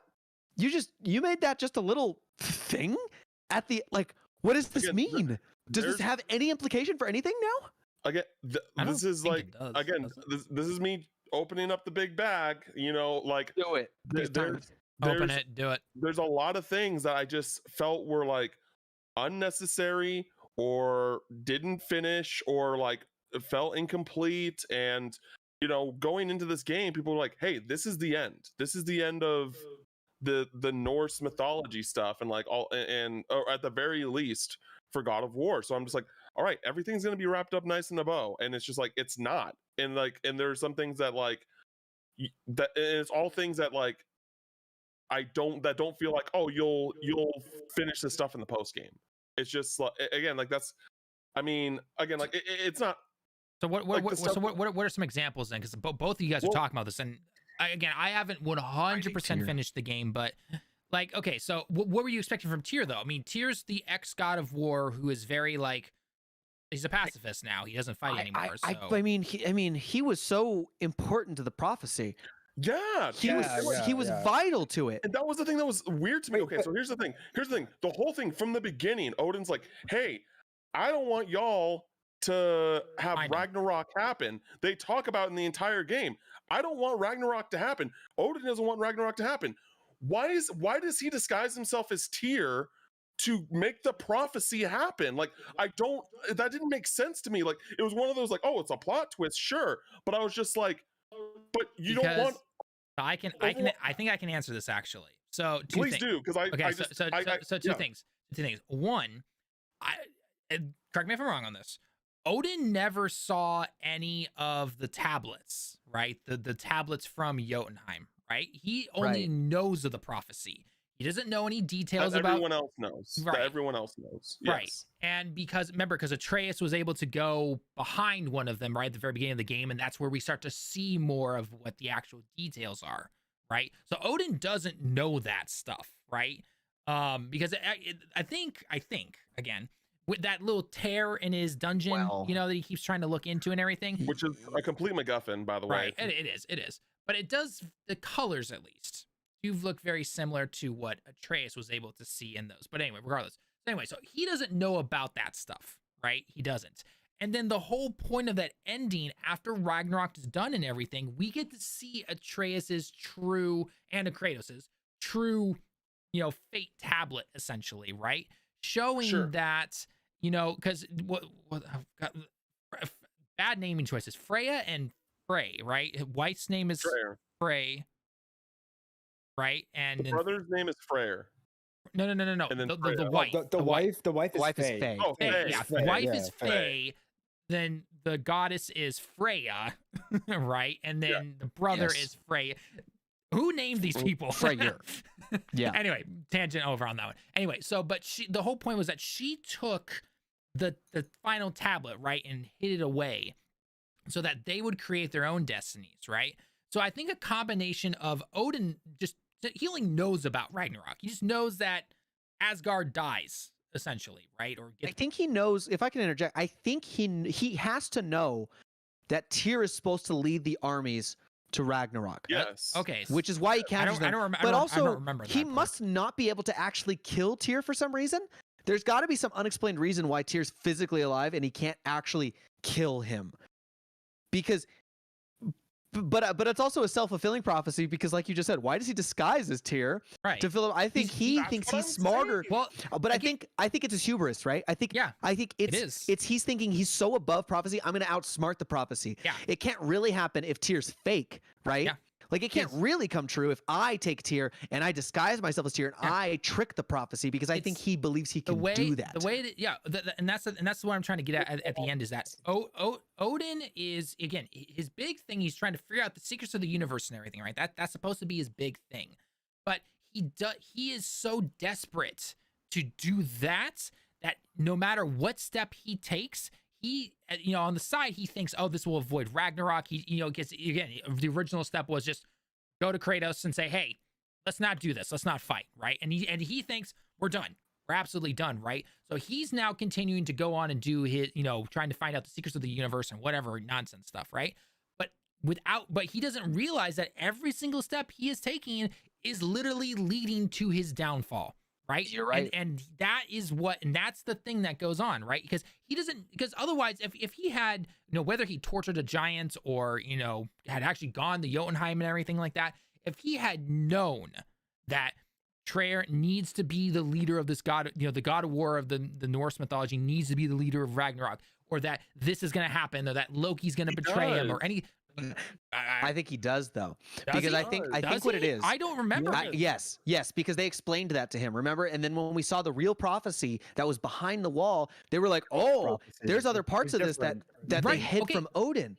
But he Right. knows about because someone explained it. I don't remember who the character was in the game that explained it, Was but I think it was whoever wrote. I think whoever wrote those tablets, whoever made all the shrines, who made the shrines. Groa. Yeah, Groa. Groa's So prophecy. Groa told. I think I'm remembering this. If I'm remembering it wrong, then I'm sorry. But I think she's the one that specifically told him the prophecies based off what she Yes. physically wrote, but she Yes. hid the real prophecy inside those. So the reason I think Tallen, what but you're wasn't saying actually Tears- makes sense. But wasn't And I think the Tears- reason the whole tier part though of him leading it, right? We knew he was going Right. to be in it, but no, he knew the he was going to lead leading- it, and that's why but when the he was leading Tyr, details, but the leading details were when Atreus did his whole thing and we went into the other realm and we saw that stuff. That wasn't no, in the 2018, was the it? detail that showed up was the champion. The Yeah. champion showed up. That Okay. was new.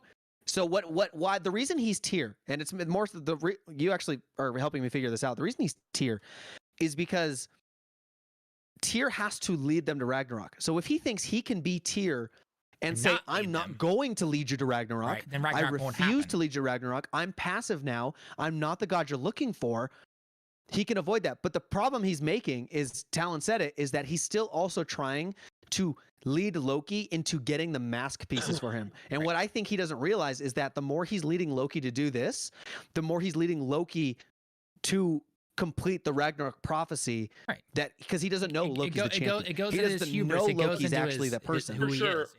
Yeah. So going back to the tier stuff, because if with all this in mind, like, because I did some research, I was like looking up like some threads and being like, oh, like why is this a thing? And people think that like, yo, like Odin had this plan. Like Odin like literally mentioned in front of Kratos like about, hey, I know you're looking for Tyr, which was inevitably going to have them look for Tyr, right? Right. But like, why say that? Because they thought that like they were dead. Like they thought that Tyr was dead. Because he knew he needed Loki. He knew he needed Loki for the mask. Yeah.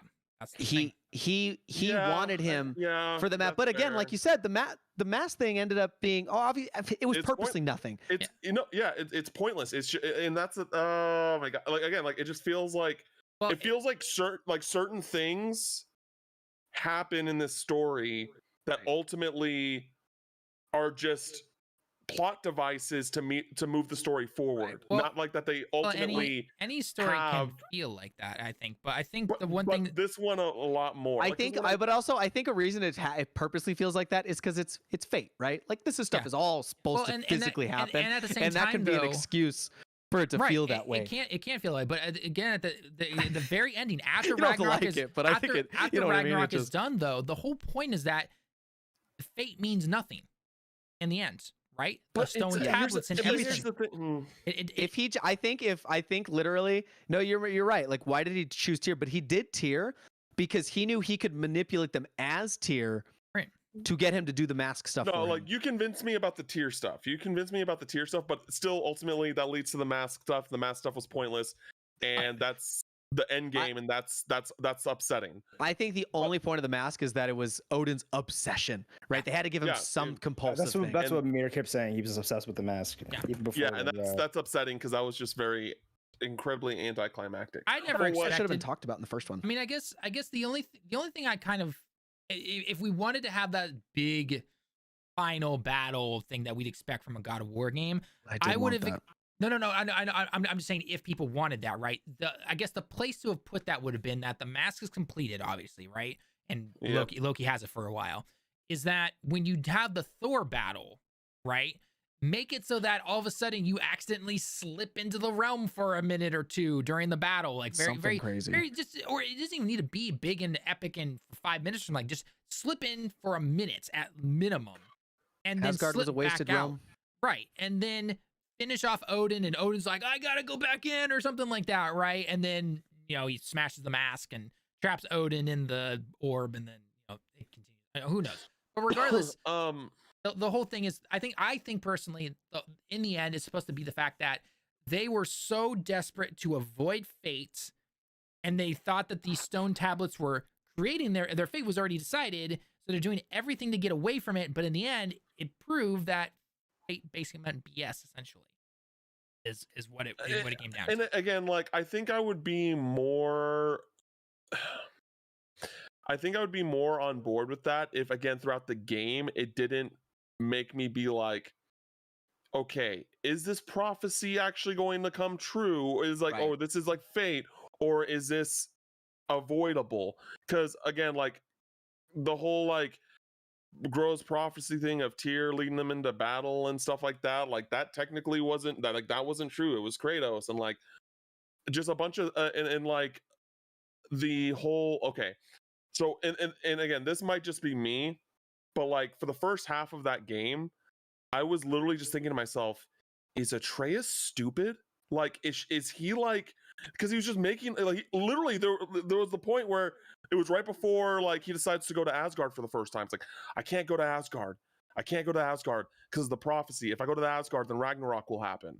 5 minutes later, or like not even 5 minutes later, like 30 seconds later, like, I'm gonna go and take me to Asgard.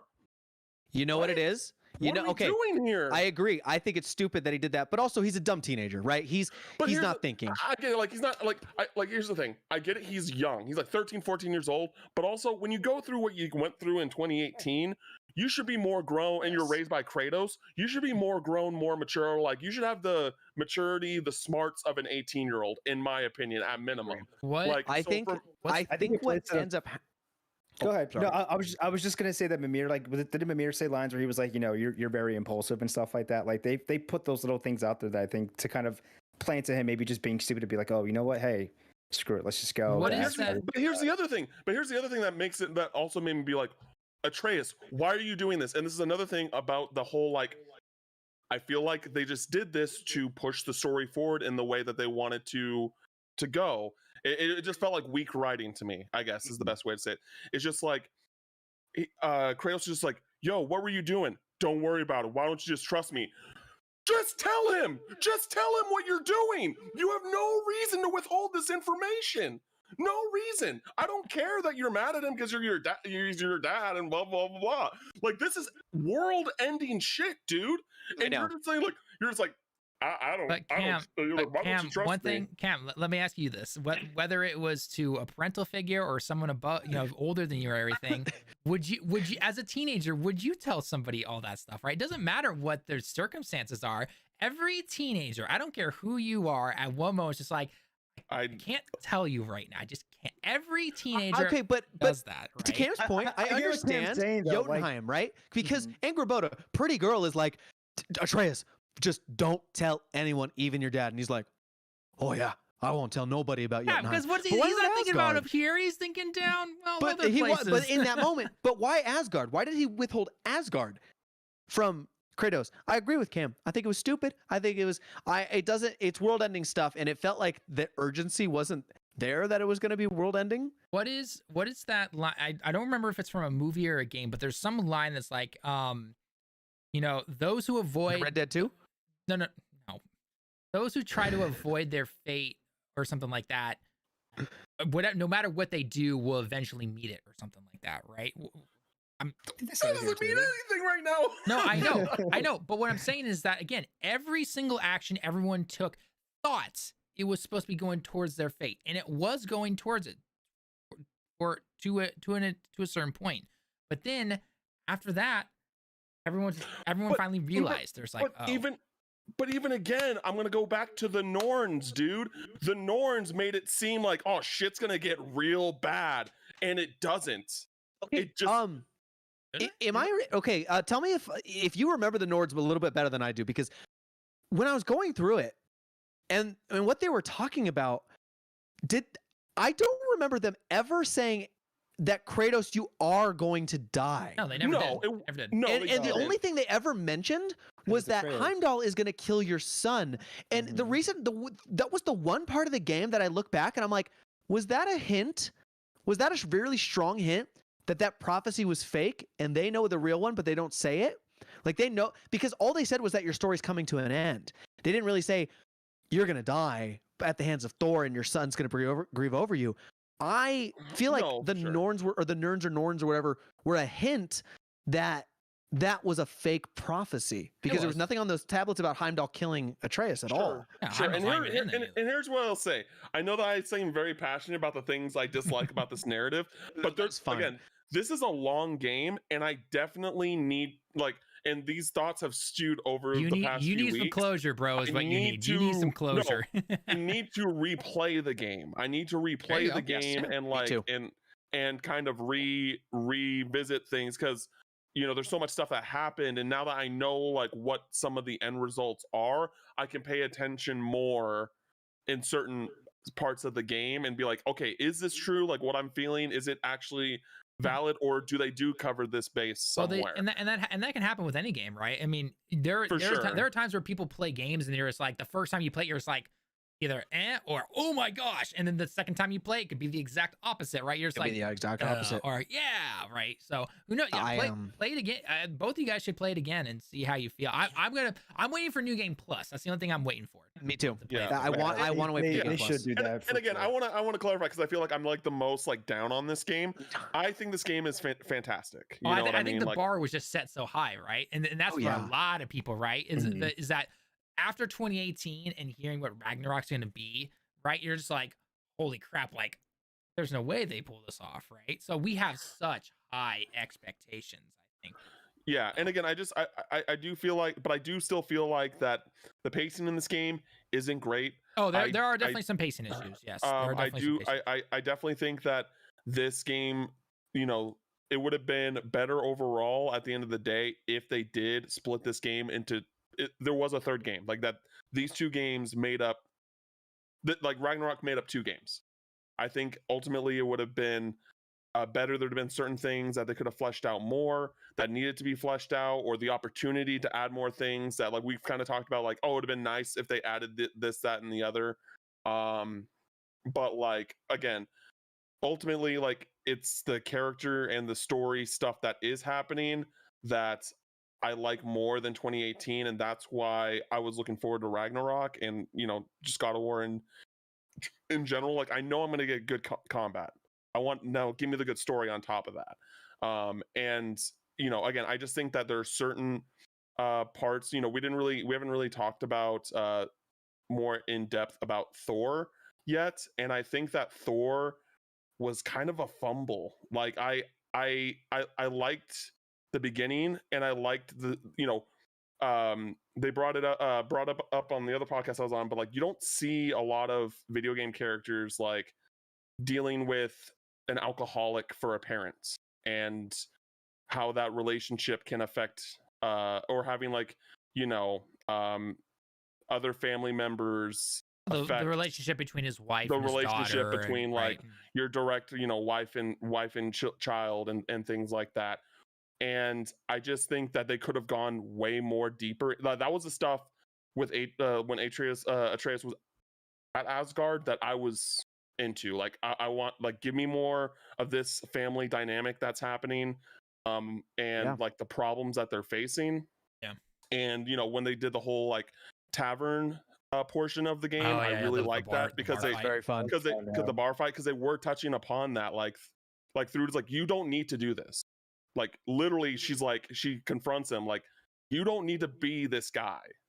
And he just has been abused. He's been abused and manipulated corrupted by Odin for so long that he doesn't see it any other way. Even especially when you like eavesdrop on the conversations between Thor and Lady Sif. Like, I love the eavesdropping. Those were, I loved those. Yeah.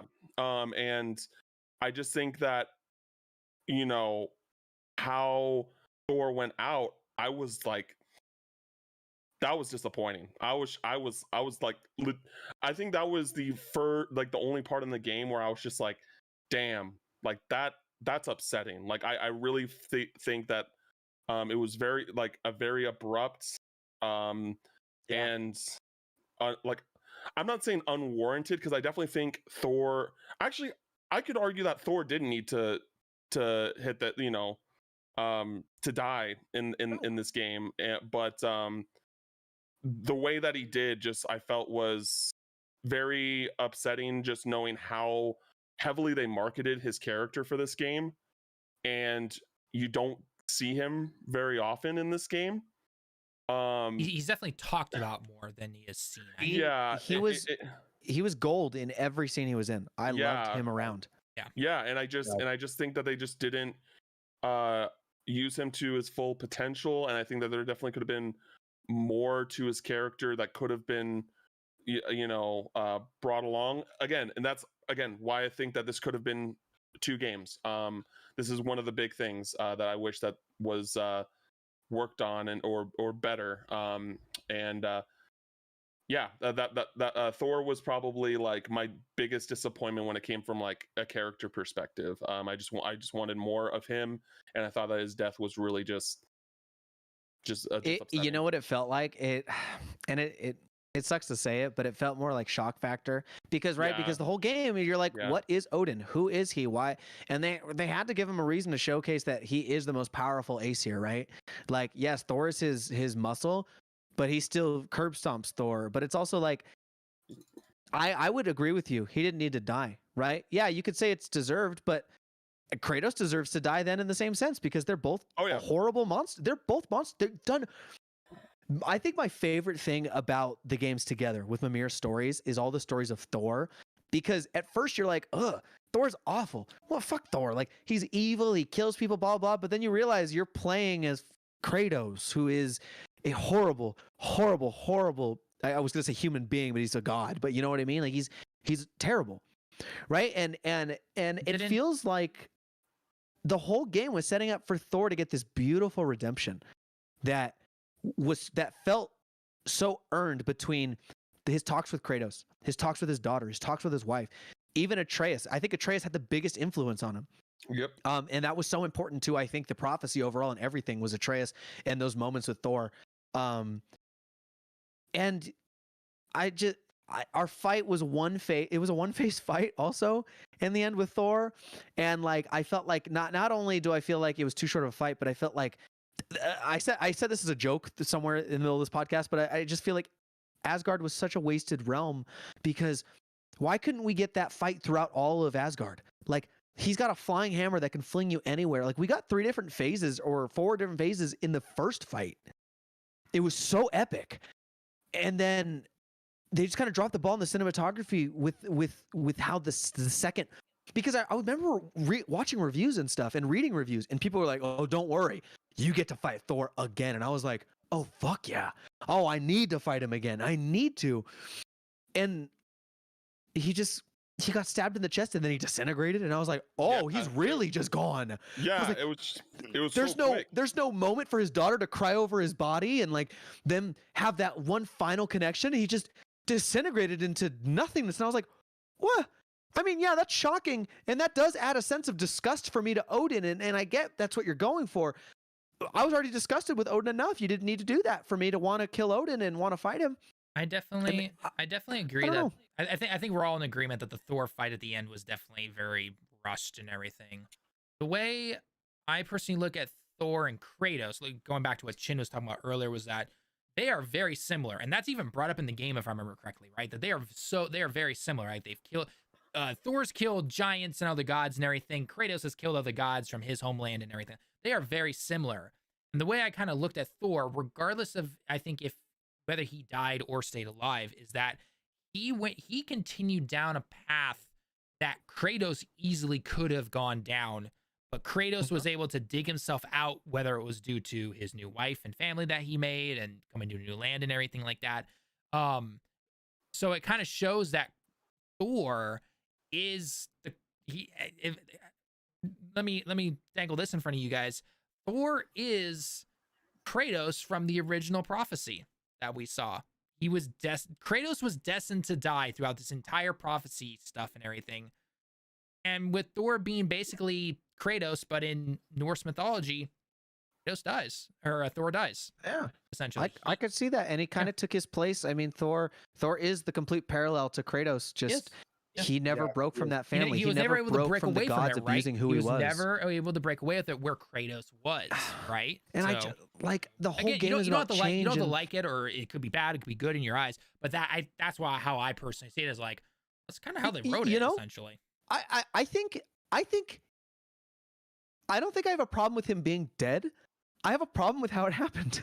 Yeah, I just have a problem with how quickly it happened, and I think and how he in never got a agreement for resolution that I, quite frankly, think was deserved of the character and deserved of the marketing they put into him, and all how heavy, like Cam was saying, how heavily they implied that this was going to be so important, and he just got stabbed in the chest by a spear by his dad, and like, that's tragic and it's horrible, and I don't know, his daughter didn't get to say anything to him. His wife didn't get to say anything to him. It just kind of happened. It definitely makes you hope that like there is going to be more, like Shin, like we talked about just before the podcast. You know, there's a whole section right in Vanaheim with the stories between Faye versus Thor and how they had a big clash back in the day or whatever. So like it does, like again, we're all in agreement that about how that whole thing got handled, but it does make you hope that, man, that's a story that's worth actually telling and showing to all of us, because we want to see what happened during that time frame and add more to Thor and stuff like that. So if there's one thing that they could do, right, I think I would say for all that, it'd be really cool to tell a little bit more of that story between Faye and Thor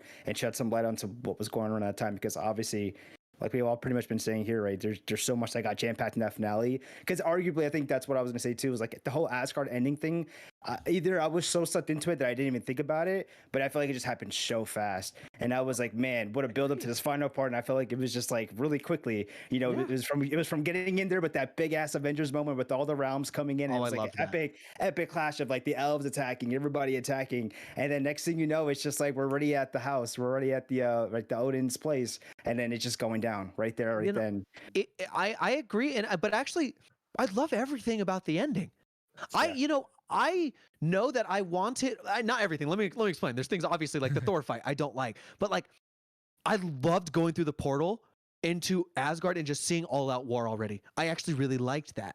I do wish that the armies that we built got more limelight instead of like the Helheim ship sinking and half of the portals destroying before you get like halfway towards the wall. But like the first 5 minutes. But it was a very cool all out war that's what I expected, right?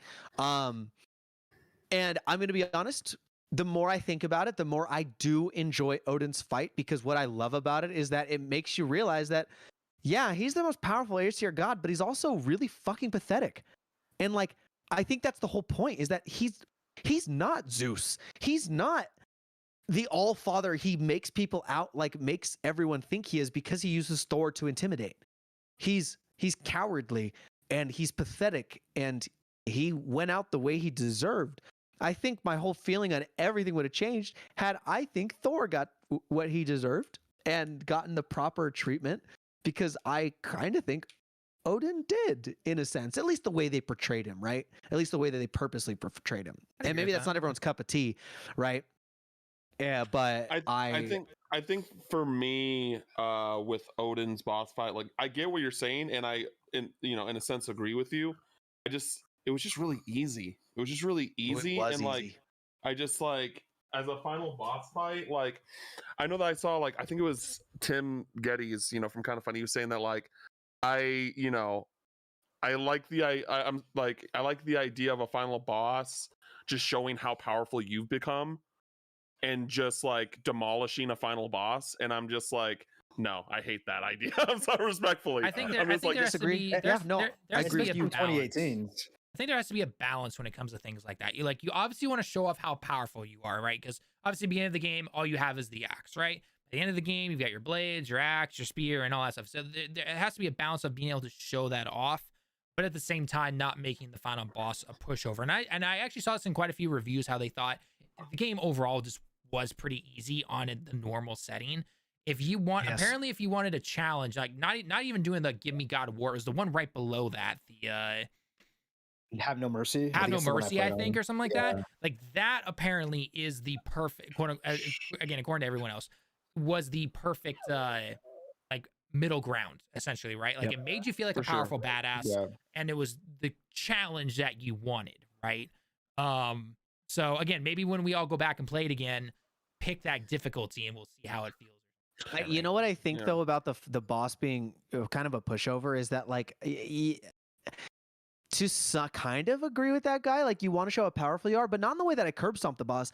I want it to show me the progress I've made in the sense that I have 3 new weapons. I have 3 weapons, right? And the only gimmick they added to having to use your weapons is that they put on an ice shield. Or the ice shield and the fire shield and the wind shield. And you got to break the shield down. And even Odin did that. And I was like, no, like, give me that Heimdall effect where now all of a sudden he's got a book out because he's a spell master, right? So now all of a sudden he's predicting everything, and I have to use the spears in the way that I fought Heimdall, right? Or maybe he's got some trick like Thor, where I have to be careful of things coming from behind me, like it's the Mjolnir hammer, like. You want to culminate the challenges you've had in a game. And if I can breeze through that because I'm good at facing those challenges, that's one thing. But not just because I'm strong and I do so much damage to his health really fast. It was the same 3 phases in a row, or 2 phases or whatever in a row. Yeah, once you learn the mechanics or how he attacks you, right? Like I think I died once against him because of how often he did the Bifrost attacks, which And those Bifrost attacks are a pain in the ass to deal with. Bifrost are annoying. Yeah, they are. But after I learned it, I was just like, oh, okay. So just do this, break here, throw this, and you're basically good to go. So, Jared, you've been pretty quiet this whole Yeah, podcast. Jared, he I'm has curious been. on more of your he has been. What's going more on of in your your head? general thoughts Okay. and stuff. I've been passing off the questions to you guys. All right, hold All right. on. Well, I know, I know. now's your Which chance. part though? Now's your chance. Which part did you just say? Anything, Just in general, like just in general, I whether wanna, it's you know, In general. the how Thor went out, how just the story wrapped up, how the combat felt. Was it too easy? Was it too hard? No, I mean, I anything, talked about anything. I talked about agreeing with the ending and how I felt like it was rushed. I didn't like that. I mean, you pretty much called it exactly with what I was gonna say. But I left it to you guys to go ahead and get into it. But I agree, the ending was rushed. The whole Odin fight, I wasn't the biggest fan of it. I think for me, where the game fell apart, it was the ending. That's everything up leading into that point. I was a big fan of. But I think it goes back to what you're saying, right? You can kind of feel where I got to the point where they're like, hey, we got to wrap this up. We got to get to the part where they have this big final clash and it needs to get there. And you can tell, for me at least, it was where that Asgard part came in. It's where it really happened a lot for it. But like I said, like the Odin fight, I wasn't the biggest fan of it, but I mean, even the cool little like flashy part of it, right, which is the part of Freya coming in and working with Kratos and Atreus to do like that final move. Even I thought that was like really weak, and I wasn't the biggest fan of it in comparison to the Baldur fight from 2018, which was like Atreus shooting Baldur with the arrows flying from the falling from the dragon, shooting him while he's falling down. Like there was a lot of parts where I was like, man, this isn't as flashy of an ending as I wanted to be. Yeah. But I mean, I can't take that away because my biggest piece from this whole game was the narrative. I still think you still got a good story, a really good story. I still walked away feeling pretty complete for the most part. Is there parts that I want to see more of? It's the parts that I kind of mentioned, right? I want to see more of Thor. We just talked about that. But for me, it would be really cool to see more of Thor, like I mentioned with the whole thing with like him and Faye. That's definitely parts that I do want to see more of them shine more about. Yeah, I mean, going back, we kind of covered the other realms and everything. And like I said, I thought the rest of the game, like I said, for the most parts, I think they covered the stuff that they added in was really cool. I mean, the drop in your spear, I think I mentioned before, I think it was a cool addition. I'm going to be in the camp where I thought it would have been really cool to have the Mjolnir as a weapon, but I still think what they did with the spear was really cool. And I think using it throughout their fights going forward, I thought it kind of felt like it was like the easier weapon to use a little bit, just because I felt like it was the more neutral weapon. Dude, there are some runes. There are some runes with that spear that, boy, you destroy areas. That spear was made to take down the stamina of the enemy, right? That's what they deemed it and how they made it and how it was supposed to be. So it was like the easier weapon to use. So if you ended up using that, I kind of do feel like you had a little bit of an easier time. Like again, it's not that I hated the weapon or anything, or I just thought like I realized if I use a drop near spear, I was having a lot more easier time breezing through it for the most part. But like I said, I mean, I liked a lot of the characters. I mean, you guys weren't a big fans of Ironwood. Ironwood for me was a big section where I was like falling in love with a lot of the characters more than I thought I would. Like for love the story. Someone who I didn't really jive too much with in 2018, I found Atreus to be super annoying. But coming into God of War Ragnarok, I walked away like, holy shit! Like I think I like Atreus a lot more than I thought I was going to, and I'm excited to see where the game sets him up going forward. Same thing with Angrboda. I mean, I don't know if we talked too much about her, but I'm the one that's in that camp of like Ironwood, Angrboda, and everything. And I was really into her character. I thought even her toolkit was really cool. She had the cool, flashy, colorful attacks. And I was like, yo, this is really badass. She had some of that giant magic that she was showing Atreus. Like there was so much with her, and I think I jived a lot with like the story of like Jotunheim and bringing back the giants. And I again, we talked about the whole Gryla situation. I like that, and I thought it was pretty cool to see what they did with bringing back the spirits and using it to go into the animals, and the whole thing with the marbles. And again, that whole thing for me can be its own game, and that's what I'm hoping the direction that they're obviously going to be going with, I think, for Atreus going forward, is bringing back those giants. And so I'm really excited to see what they're going to end up doing with that. But the rest of the game, I mean, we talked about the boss fights. I think Heimdall was probably up there as one of the cool boss fights. I mean, Chin, you kind of touched upon a little bit. We didn't really talk about it too much when we were trying to go over a little bit of the Vanaheim section, but that was a dope ass boss fight. There was a lot of cool ass shit happening in that boss fight in terms of, like you were saying, having to utilize the different weapons and the toolkits and everything to really fight him, especially using that drop in your spear. But that was a boss fight where in the beginning I was like, holy shit, like how am I going about him? Because the dude's just dodging, or he's just deflecting with his sword. You had to be smart and realize how you're going to take him out. So I thought that was probably, in terms of boss fights, I actually really like the Heimdall boss fight a lot. That was probably up there as my favorite boss fight. But honestly, dude, after everything, I can't be mad. I think it still deserves the score that it got, because it's the same score that I would give it. Overall, I thought the game was amazing. I don't know what parts. Go ahead. I was gonna say, I think in the end, regardless of the little nitpicks and things that we have about it, or maybe we prefer parts of 2018 compared to Ragnarok, or vice versa, or anything like that, it just shows you how much more we want from God of War, and just how loved God of War is, right? Like, I think hopefully this podcast here has shown everyone that how passionate are we, whether we want to see more from Kratos' past, or we want to see more of these characters delved into, or what's coming next, or maybe something that happened in between those three, or whatever the case is, right? That when we talk about this, it all comes from a place of love and everything. And it's just like, yeah, no, you know, I again, I can nitpick little things, but in the end, I loved the game we got. I loved it, and I'm hoping that we get more, obviously, which obviously we are. I mean, it's God of War. There's no way Sony just drops It'll God happen. of War. It's not the end of God of War. It was the end of the Norse mythology. Okay? Right. It was the end We're of Norse getting more. mythology, and I don't know, 5, 6, 7 years in the future, we'll get the we're next. not getting another one in a minute. Oh no. So. And I don't expect it to, right? But it does show the strength of it, though, that I beat that game, or I beat Ragnarok, and it's like, okay, now once Game Plus, or New Game Plus comes around, which I'm assuming they're gonna do it. I'm gonna go play it. Like, I'm just gonna go play it again. Yes. And then probably like in a year or so, I'm be like, you know what? I want to play it again. And it's gonna go on. Or what is really gonna make me want to do is play 18 and then go straight into Ragnarok. Right? Just play them back to back or something like that, right? Play 18 and then play the more superior Red Dead Redemption 2 that came out the same year. You know Okay, what I mean? whatever. Red Dead this. Redemption. Go! Whatever. Yes! Whatever. Cam is not invited back here ever again. Instead of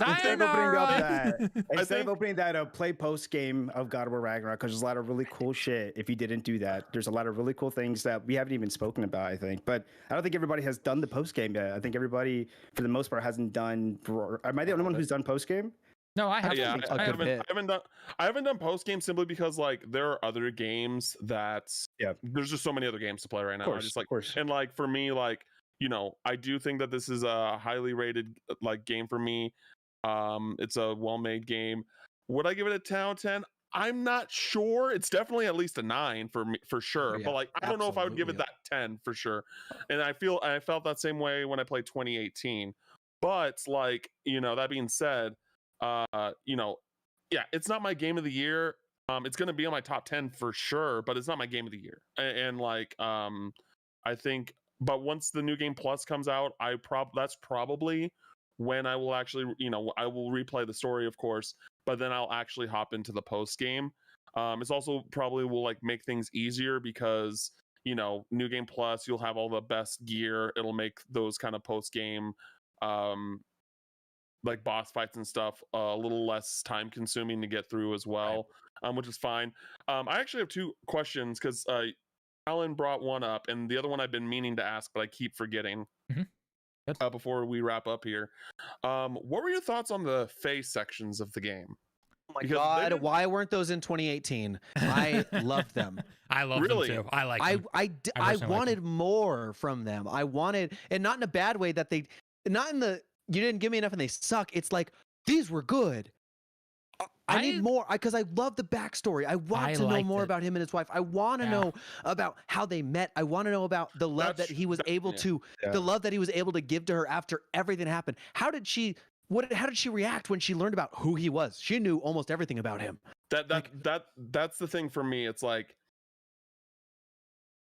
I didn't like them because it didn't tell me what, like, it didn't give me what I wanted to see. Like, I was like, I want, when do they meet? I wanted to see, like, Kratos, like, right post God of War 3, and he's fucked up, and like Faye finds him and stuff like that, or whatever it may be, and like, didn't they fight each other to the death or something like that? Wasn't that? They fight each other to the death. Yeah, the first time they meet, apparently. Yeah, I'm like, let me see that. She had a crazy past. Like, the way I took it, I think she had a really crazy past. Almost, I don't want to say similar to Kratos, but like, she had done some crazy stuff that they kind of only allude to, but not actually going deep into. Which you can definitely argue and say we need to know what that crazy past was. But I guess for me, that's why I guess I never questioned their relationship, because almost like, hey, these are 2 people who come from some pretty crazy fucked up backgrounds, but like, they look relationship. It was just I wanted to see that more about origin. it. You know what I think is a disconnect between these games not giving you backstory and the original God of War games not giving you too much about the characters, because those are like, I don't know. Is Faye even a thing in actual mythology? Like, I don't know who she is. Like, you know, like I don't need so. I don't need a backstory on Zeus or Poseidon. So the mother of Loki is Lafay. That's her name. Lafay. Okay. Lafay. Yeah, and it's Okay. like one of those things. Like it may not be a exact like the exact one for one character, but I think that is definitely a nod to the actual Norse. I mean, mythology. And maybe it's just because I'm not so well versed in it, but it's like I just want to see more how people. I love seeing how people interact with Kratos because he's such an insane thing. He's a monster, right? Like I want to see the world interact with him. And again, that's why, back to your point, I don't want to play a game as Atreus. I'll play DLC as Atreus, but I won't play a full God of War game as Atreus. I don't think they're gonna do a full game. I don't think they're gonna do a full only game as Atreus. I would be surprised if they do. Though. I would only want that if the story revolved around the like Kratos, like in his action, like his past. Like that would be the only instance where I'm like, okay, yes, I want Atreus to see this. I want to see him react to this history, you know, of this destroyed Greece, destroyed Olympus. Like that would be so cool to see. That would be my dream game. One or two things will happen. And I think the DLC is probably the one that will happen more likely, whether he goes back to see what Kratos' homeland was like, or he's leading up on some who knows, combined together, you know, he's tracking down a giant thing and somehow it leads him back to Greece. I mean, who knows? But I don't.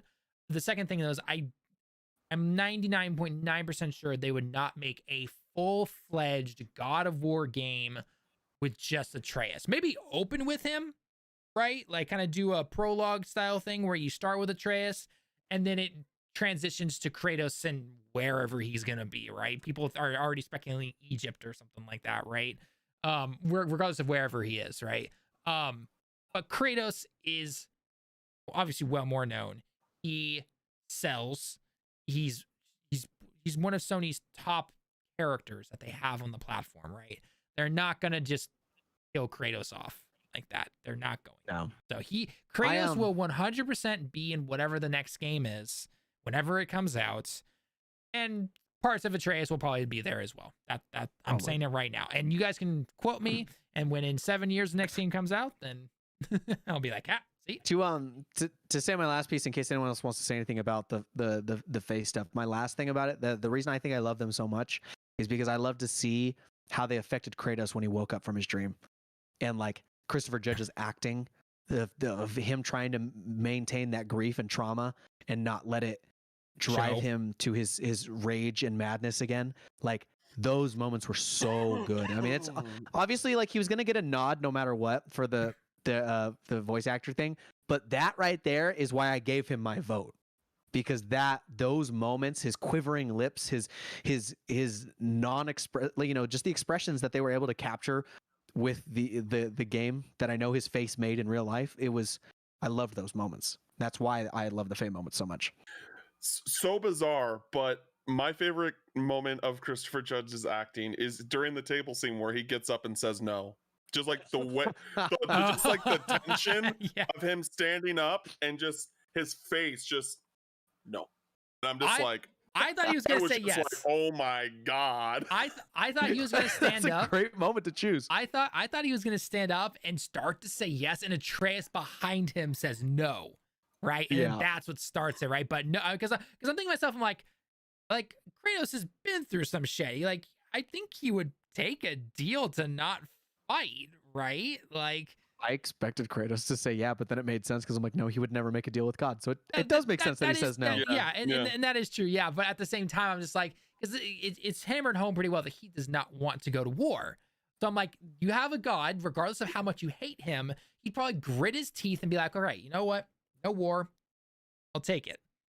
And then Atreus would be in the background being like, no, you monster, or something like that, right? But I think it's just because he didn't trust him and he knows not to trust him after all these years. He doesn't. No, he doesn't. No. But at the same time, it's just like, I don't know. So I'm glad you brought that part up, Cam. That was such a cool part. Was so... No, there's a lot of really good moments. And I was going to say that the one moment that I liked a lot too was just like when Atreus is like coming back. I think it's when he comes back first from Asgard and he's going to go through the portal and everything. And you see Kratos just steps out. Oh yeah, Kratos just steps out. wrong. I was I I was like, shook. Like oh, in that moment, I was like, Just oh like, damn, like it's when gonna that go happened, I down. was just like, Oh, fuck. I No, was this is so a really scared. good moment. I was scared for Atreus. I was like, oh, you about to get that ass whooped, baby. But no, Ass no. whooping for sure. It's so good. There's so many little memorable moments. I feel like I found a lot in this game, and I think another one aside from that one that I really liked, it was the one with like when Atreus and Kratos are like they had just kind of dealt with the situation with Garm, or they're still dealing with the situation of Garm, and I think it's like a moment where like I think Kratos I think he like apologizes for either the first time or like one of the first times, and Atreus is just like, Father, like don't apologize, like do better, and it was just like the oh god damn, like it was just one of those like beautiful moments where even Kratos, cute. if you look at Kratos, he like he cracks a little smirk, and you're just like, oh shit, like this look at this character. It is one of those look backs of like, oh shit, like this character has really changed. It's really cool to see him come to the where he came at. I in love the Ragnarok. moments. I love the moments where Kratos was like he hit it very well, but you could see the smirks or like the part smile where he was proud of Atreus, right? Like you could see he's like, yeah, that's my son right there. Right? I was Like when he puts the deer on the tree in the beginning, Yeah. and he's like, oh, okay. Yeah. I love that. This isn't Ragnarok, but I think one of my favorite callbacks in the whole series was 2018, right before he snaps Baldur's neck, and he says the cycle ends here, which is exactly what his father said to him in God of War 2 when he's stabbing him in the gut. And killing him for the first time with the Olympus sword. He says the cycle ends here, and he kills his son. And it's just a nice callback because he's like, no, you're not going to kill your family member the way my father killed me the first time. Like, there's no more gods killing gods like this. And he took the brunt of that. And I just... That's a good one. I didn't think about that one. That was really good. The writers are smart. The writers do well most of the time. The writing team was really good with this one, I thought. Really good. Best line. You had a second question though, Cam, right? Oh yeah. Well, yeah. What was the second question? I'll get to my point in a second. Because Jared was talking about once he got the spear, he used the spear primarily for the rest of the game. What weapon did you primarily use? I went between all of them, to be personally honest. I love the blades. Yeah, of course. But what did you mainly use? Like, what was your like go-to? Like, we'd start a fight, and you're like, okay, I'm whipping out this weapon. The blades actually still. I think I used the blades the most. But and then I the way I got into playing the game, especially into the post game fighting against even the berserkers and everything, was I would start off with the blades, get them burnt a little bit, and then I mostly used both the axe and the spear to do area of effect elemental damage, essentially, to whether I froze them or kept getting their stun bar up very, very fast. And then I went back to the blades and I wrecked havoc. The blades aren't the most powerful of the three weapons, but they have the long range combined with the fire element and everything to it. So the blades is what I personally went with. And Lethal, how about you? Or Lethal, you said the spear. Yeah, Jin, I talked about the spear. Yeah. Yeah, Jin, what did you use? So I'm sad I couldn't use. I'll tell you what I used, but I'll explain why I'm sad that I couldn't use my favorite in this game.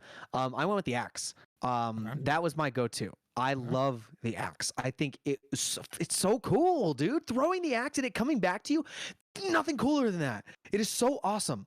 I like that's it. It's just that I just feel like I'm Thor, but with a frozen axe, and I loved it from 2018 the minute I got to use it. And I love the new updated kill animations too. The new updated kill animations, slicing off their arms, slicing them in half. They don't just disintegrate anymore. Dude, like, the wolf ones, we gotta pull. He pulls the damn mouth. Dude, those wolves are such a pain in the ass to fight. I hate those. So this is to my point. My actual favorite thing was from 2018 was just hand-to-hand combat. I actually preferred, and the axe was still fun, of course, and the blades were fun. But I just loved punching the shit out of people in those games, especially because they improved everything in Ragnarok combat-wise, everything. Oh yeah, but they took out completely hand-to-hand combat kill animations. Did they? Those don't exist in this game except for like the wolves. You can't tear people apart in half anymore. You can't smash them into the ground like in 2018. Every time you're doing open-handed combat and you do the kill animation, the axe will come back to you. The axe will come back to you. And I was like, why did you change that? What would compel you to take that out? That was my favorite thing about the combat in the first one. I thought because I just feel like a monster ripping things in half. It felt so cool. Didn't they have like a combat video or something like that where they said like based on the weapon you're holding is what determines the kill animation that you have? remember correctly? Yeah. Well, you So can like only- yes, yeah, because like the that's how spear it has is, it. yeah. Spear, Yeah, I the think, has the best kill animations. Actually, Oh, easily, yeah. I love the spear yeah. animations. I think they Yeah, feel but Spear had its own. The Blades of Chaos had The him, Blades has its cutting own. him in half, and then the axe, Yep. obviously, or like stabbing him in the gut. The axe has its own. So the hand But to in hand combat 2018 ones, they don't have those anymore. Okay. They don't have those anymore, Okay. and I The don't know spear pretty why they much- took that out. I was say the spear pretty much like replaced the hands in this game for the most I part. know, 'Cause but they almost did the same thing, right? Wasn't the could've hands kept it. mostly for like stamina breaking and all that stuff? And Right. for the Well, most part, I'm because just I saying. remember them saying, or whatever the developer's video was that they recognized that in 2018 that all of the kill animations were like the same, basically. Like you literally either rip people in half or you just ripped something off and then you smashed them to the ground, essentially, right? Like that was basically it, if I remember correctly. I wanted to pose a question to you guys real quick too. So, 2018 we had the Valkyries. In Right. 2022 in God of War Ragnarok we have the Berserkers, and then we had the King Berserker. I'm just curious, did you guys miss the Valkyrie fights? Even though we did have a couple, but mostly I feel like it was replaced by the Berserkers in this game. So I was just kind of curious, did you Bro, guys like miss the Valkyries? some of these hitboxes are suspicious in the Berserker fights. I only fought 2 of them, but I fought Yeah. the lightning one. Oh, Bro, dude, some of when he throws it, Some of those man. hitboxes are suspicious as fuck, dude. I was like, how did that hit me? I don't know. I don't want to get into it, but like, I mean, I feel like that was a issue in 2018 as well. Like again, like I love the combat in these games, and you know, I primarily use the axe. Like I think the axe is like probably my favorite weapon in a video game outside of the Keyblade and Kingdom Hearts. Like I really love the Leviathan axe.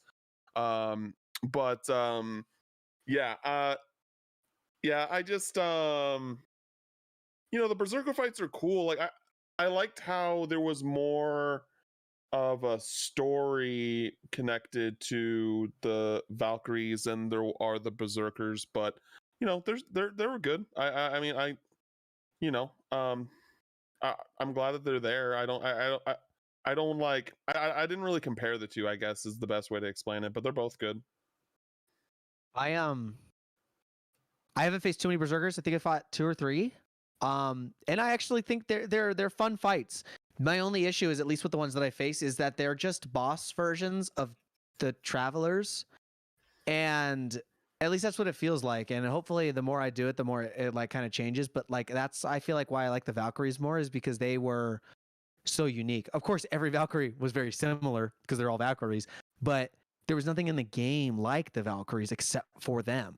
Whereas when I'm facing the Berserkers, I'm like, okay, I'm glad they minimized how many Travelers I have to fight in this game, but then they just put it into the Berserkers instead with unique powers and unique, you know, there's still unique things that they do that differentiate them, of course. But dude, the Valkyries are too cool, especially that last Valkyrie fight. I loved her putting everything together. I think design wise, I definitely prefer the Valkyries in terms of just how they look, how they move, and everything. Unique animations to them. I think the Berserkers have more uniqueness to them in terms of like all the elemental attacks and things that they have with them and everything. But I think I give the points to the Berserkers solely for the little backstory we're getting with Mimir. I think after every time you beat one, you get a little more history on Mimir, and it's like, oh, this I like actually. It kind of gives you a look into what he was like before he came to Asgard and was working with Odin and everything. Because he mentions many parts in the game how he bounced around from god to god, area to area, essentially. So we get some of that backstory with him. You know what a big shame is that I feel like, I don't know how it would work overall narrative wise, because the Valkyries, like killing the Valkyries was an important part for Odin to be able to create new Valkyries and control getting his new Hell army, right? His army, not from Hell, but from where do they go? Valheim or something. When they die? No, Valhalla. Valhalla. His Valhalla army. But I think a big misstep with the Valkyries and the Berserkers, the new Berserker fights, is that the Berserkers, I think, would have been really great in the first game in getting to learn about Mimir because he's always with you. And had they maybe saved the Valkyries for this game, because how much of a connection they have to Freya and how much history we could have learned from her and her time as a Valkyrie queen and just kind of see that. And we get little tidbits here and there, and it was really awesome to have those past Valkyries that we freed for Ragnarok. I thought that was cool. I did like that. I wish we got to see them fighting more in the end in Ragnarok. But yeah, although, okay, my last question. How did you guys feel about the twin Valkyrie fight in the link between the realms? Because personally, that was so beautiful and so awesome. That was dope. That was a dope shot. That was a dope moment for sure. I liked it, especially when Atreus goes all bear form and you see him in the back behind Kratos like this, and Kratos is there holding his weapons. You're like, yeah, that's badass right there. It was, to be honest, dude. At first, when I was doing the fights, I was like, oh, I beat them. Then they came back. I was like, oh, god damn it. Then I beat them. I was like, oh my god, they're coming back again, bro. I was having those moments. Where I was like, these freaking, they don't die. But again, what everybody else said, it was really badass. And then obviously the big cool thing with them, with the Trace, and then Kratos getting that cool little like moment was dope as hell. It was weird seeing a bear. It was weird because it was a bear at first, but I was like, nah, it's cool. It makes sense. But it was just a little like funny. Just a bear. Dude, I think I was still shocked. It was visually, I think, my favorite part of the game. Which I don't think's an underrated opinion, or like a hot take of the beautiful galaxy swirls between the realms. Of course, that could be so many people's favorite part, but it was beautiful. It was definitely beautiful visually, but it didn't hit us hard simply because it already happened in Elden Ring this year. No, I was just gonna say that. I was gonna say that. It reminds me of like, what was it? The Underworld? Was it the Underworld? Yes. I was like, man, it gave me like, they gave me exactly that vibe, and I was like, man, but it hits definitely different in Elden Ring. But that's so funny you mentioned that because I thought about so it. Man. Yeah, because I don't like. I think ultimately, most game, this is kind of like a God of War 2018 versus Red Dead 2 year, right? Where like a lot of people are going to choose between Elden Ring or God of War Ragnarok for game of the year. And like personally, like it's hard because like, well, first off, I don't think either of those two games are game of the year for me. But like, just speaking from an industry standpoint, I do think Elden Ring should get it just because I think that God of War has incredible moments throughout it. But I think that's just a full experience, like a full, like from the beginning to the end. Like, I think that Elden Ring just is like a consistent, like it's just more consistent throughout of an experience. While it does have incredible moments along the way, like, I'm still thinking about like the world design of Elden Ring. Like, even though like it didn't, I don't love it as much as other people, I'm just like, bro, like that map is insane. How it was designed and things like that. And there are things about God of War I'm gonna feel the same way too. But like if I had to like place a bet on like which is, but then I also see in another hand like God of War Ragnarok, it's just more kind of I think it's more people are more open to it, like it's more approachable than something like Elden Ring, that like I could see more people vibe with God of War. But like if I had to put money on it, like if I had to be like, oh, which game's gonna get more game of the year let's do awards? That. Everyone give their answer. No thoughts on it, no comments, just what game. It doesn't have to be game of the year or anything. God of War or Elden Ring. Cam, go. Elden Ring. Lethal, go. God of War. Chin, go. Hey, why are you so quiet, Lethal? Chin. Even though I know, No. You said God of War. You're done. Chin. Elden Ring. Elden Ring. I go God of War. Okay, so let's see what people think, and it'll be interesting. Again, they're both amazing games in the end, right? We win in the end because we get amazing games to play. Well, here's the thing. Cool. Here's the thing, Chin. Like at the end, like we were on the right side of history in 2018, even though everyone else was on the wrong side. Thank you. So, Red Dead 1's better than Red Dead 2. We could be wrong. I stand by that. I don't care what you guys say. Shooting coyotes was just not fun. Sorry, I hate the dude. Lethal, play Red Dead 2. Okay, Lethal, just play Red Dead 1. The best open world ever made. No, dude, just Red Dead 1 over Red Dead 2. That's it. Lethal, just play Red Dead 1. You're good. Yes, it is. That's the one that I did play, and I just couldn't get into it. Both games, and I'm like, and here's Lemon trying to back it up too. Lemon, Red Dead 2 is superior to Red Dead 1. There we go. Thank you, Lemon. See, right there. Dude, Red Dead 2. You know what's funny? So, God, I love Red Dead's open world, but I also love Elden Ring's open world. Those games, I'm gonna be Cam, honestly, like Elden Ring, like I'm a huge From Software fan. So like Elden Ring was like magnifique for me. It hit that spot. It came out.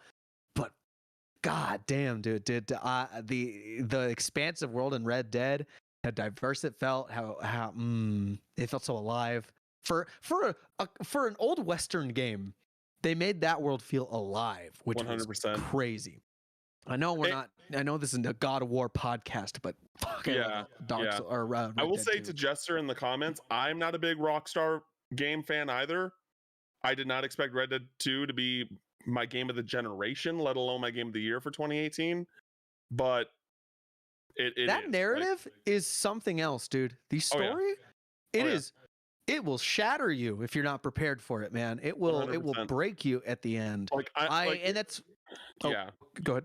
No. I'm just with you. I was just like, I know that like a lot of people were upset that Christopher Judge didn't get the performance award over Roger Clark, who played Arthur. But bro, like for the people that were upset, y'all didn't play Red Dead 2. That's all I'm saying. That's all I'm saying. Like, dude, he deserves it this year, I think. I will stand by him this year. I loved his moments in this game. I think the game gave him better moments this time to showcase as opposed to 2018.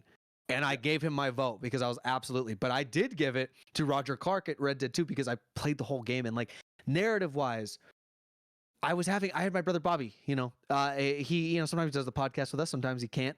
But when he was telling me to play God of War 1, or 2018 God of War 1, he was telling me how the end was. He's like, dude, if Red Dead hit you hard, the end of God of War is going to hit you hard. You're going to love the ending of it. And I did love the ending of God of War 2018. I did. I thought it was a very nice closure to their travel to pay respects to his wife and finish off this crazy, insane like adventure they had to get to the top of the mountain in Jotunheim. But that was nothing compared to the ending of Red Dead 2. That was nothing. That was because it was also incomplete, right? Now, if I look at Ragnarok as a whole, with 2018 and Ragnarok together as that whole story, I can see people giving me comparisons and what they liked better and what they think which one did stronger, because now it's a full story. 2018 by itself did not touch Red Dead 2's narrative. Yeah, and I'll also say really quick, because I know this is the God of War podcast, but I also want to say, like, I didn't play Red Dead Redemption, the first one, until like way later. I want to say like probably like 2012, 2013, somewhere around there. And I knew like what happens with John. And I thought that was like, it was good, but I wasn't like blown away like everyone else. Like people were just like saying like, bro, like this is like next level, and that just didn't hit me. I was like, I'm glad that they had the balls to do what they did in that game narratively. But then when you get to the epilogue in Red Dead Redemption 2, I was like, fuck, dude. They just made like in just such a small few hours than like John's character so much more compelling to me, knowing that it's like it's going into Red Dead 1 and like what happens in Red Dead 1. I just want Lethal here to experience that, because he's like Lethal. You gotta play Red Dead 2, man. You gotta play the Red Dead. I think like I keep saying, I feel like because we always bring up Red Dead 2 almost every podcast, but I think I'm skipping. I think I'm skipping 1 and just gonna try out 2. No, dude, 1's the better game. John is the better character. I stand by that. I couldn't get into that. But Chin just revealed like last podcast that like 2 was a prequel, and so like that changed my whole thing. So now I think I'm probably gonna actually play it, given that it's a fact it's a prequel. So I don't have to worry about. You will enjoy the main story of Red Dead 2 without playing Red Dead 1, but the epilogue specifically will be very good. It will still be fantastic, but then you would have to play Red Dead 1. Red Dead 2's epilogue, Red Dead 2's epilogue is there as if you've played the first game. You know what the events of the first game, and the first game is worth playing. It's still a fantastic game. Just mainline it. Just mainline the first game, and then the story, and then get lost in the second game. Like just do what you want. in the Lethal, second. I'll mail. I know you have a PS3. I will mail you my Red Dead. I think I have the game. I think I still have access to the game, but bro, it was just like killing the coyotes, and then I told you I couldn't fast travel with a horse, and I was just like, oh my god, this is killing me. I was like dying playing that, but I'll give it. I'll But think about traveling giving was it a so shot. much fun in Red Dead 2. What are you talking? No. Red Dead 1. I didn't. Oh, I never. okay. I Get off your didn't horse, play right? To use the two. fast travel things. Yeah. It was just one was just like I was like, oh my god, old game. So but it is old game, and I will give you that. That's what Look, it is. people- It's so old. I was like, god Oh. damn, we need a remaster of this or something for I me to hate get when into people it. say old game is old. I hate it so much because there's like so many old games that are like Amazing. better than most games nowadays. Oh, Metal but- Gear Solid 1 and 2 I just replayed recently, Oh. and oh my fucking god, I love those games so much. I just I mean, couldn't get it with Red Dead 1. I've already talked about I'm pretty sure I've already talked about on this podcast, or at least I know I've talked to Lethal and James about it. But the Legend of Heroes series, man, that game is Legend of Heroes. Wow. it's a JRPG series, and I like the first two games that came out originally in the early 2000s. They're in my top 10 favorite games of all time. I That's like them. Like they're Okay, I'll they're check them out. they're James talks about it a lot. like you know like the Yeah. world bit like so do you like Mass Effect and like Dragon Age, like the BioWare RPGs, Chin? Yeah. So those games have equal, if not better, world building than what those BioWare RPGs have. Wow, I It's I so like the good. world building in Mass Effect a lot. Yeah. So like, because Mass Effect's like one of my favorite franchises, and then I played The Legend of Heroes, and now I like The Legend. It's my favorite series after Kingdom Hearts. Like, it is my favorite franchise. Wow. After Kingdom Hearts, like, and I'm not even caught up in the story, but the story, like the first two games specifically, are just so amazingly well written, and like, it's incredible. Like, we'll talk about more after the podcast. I can talk to you more about it, but like, if you're listening to this podcast and you like JRPGs, play the Legend of Heroes series, starting with the Trails in the Sky trilogy, and get lost in one of the greatest games ever made. There we go. All right. Well, I think we're going to wrap this up now because, like you said, we've been going on for. Well, no, this podcast has been going on for over almost 2.5 hours. So I think we must have what? I 3 just want to say hours? last thing because we didn't talk about it. I just think that they did Sindri dirty, man. Like, I just think that the way that they left off his character, everyone else kind of gets like a happily ever after, and like he's just like, you know, like. But they want that, you know. They They want want you to that, be I like, think so, "What, don't they? Sindri?" Well, I hang didn't on, mind it hang at on all. though. I But we really don't. didn't But we mind don't it. know what's. It We hurts. don't know his ending Yeah. though, right? His ending It for hurts me that- this game. There could be a DLC though. There could be a comic. There could be something else, and they do this on purpose, right? They do That's it on whack, purpose. though. I don't care about heartbreaking. that stuff. That doesn't justify their decisions for the game. I You think know? I think the way I feel about it is I don't like it, but I don't like it in the sense because it like leaves me feeling heartbroken for him. Like it feels like there could be more to complete it, but at the same time, if they left it at this, it's like, oh fuck, it's incomplete. And now the only thing I have a thought of him is that he's just a broken man now, and that Yeah, and like sucks. no, it's one of those things like I can get like hey, that's what they went for, but I'm also just like, but why though? Like it just doesn't feel right. Not in like it. I don't know. How you do Not- your comedic relief that dirty, dude?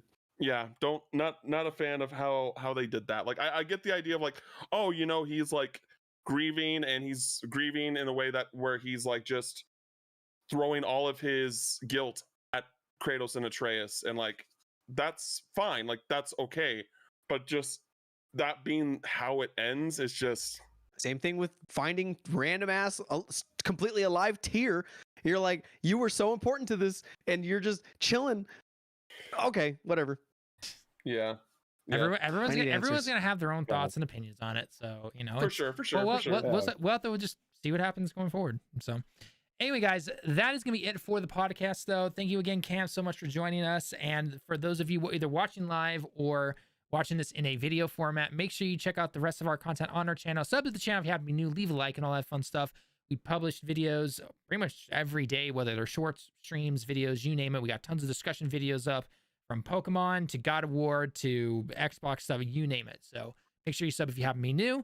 And it's next time, everyone. I've been Tallen with 59 Direct here with the Waypoint podcast, again, joined by Lethal, Chin, and Cam as our special guest. And we'll see you guys in the next one. Johnny.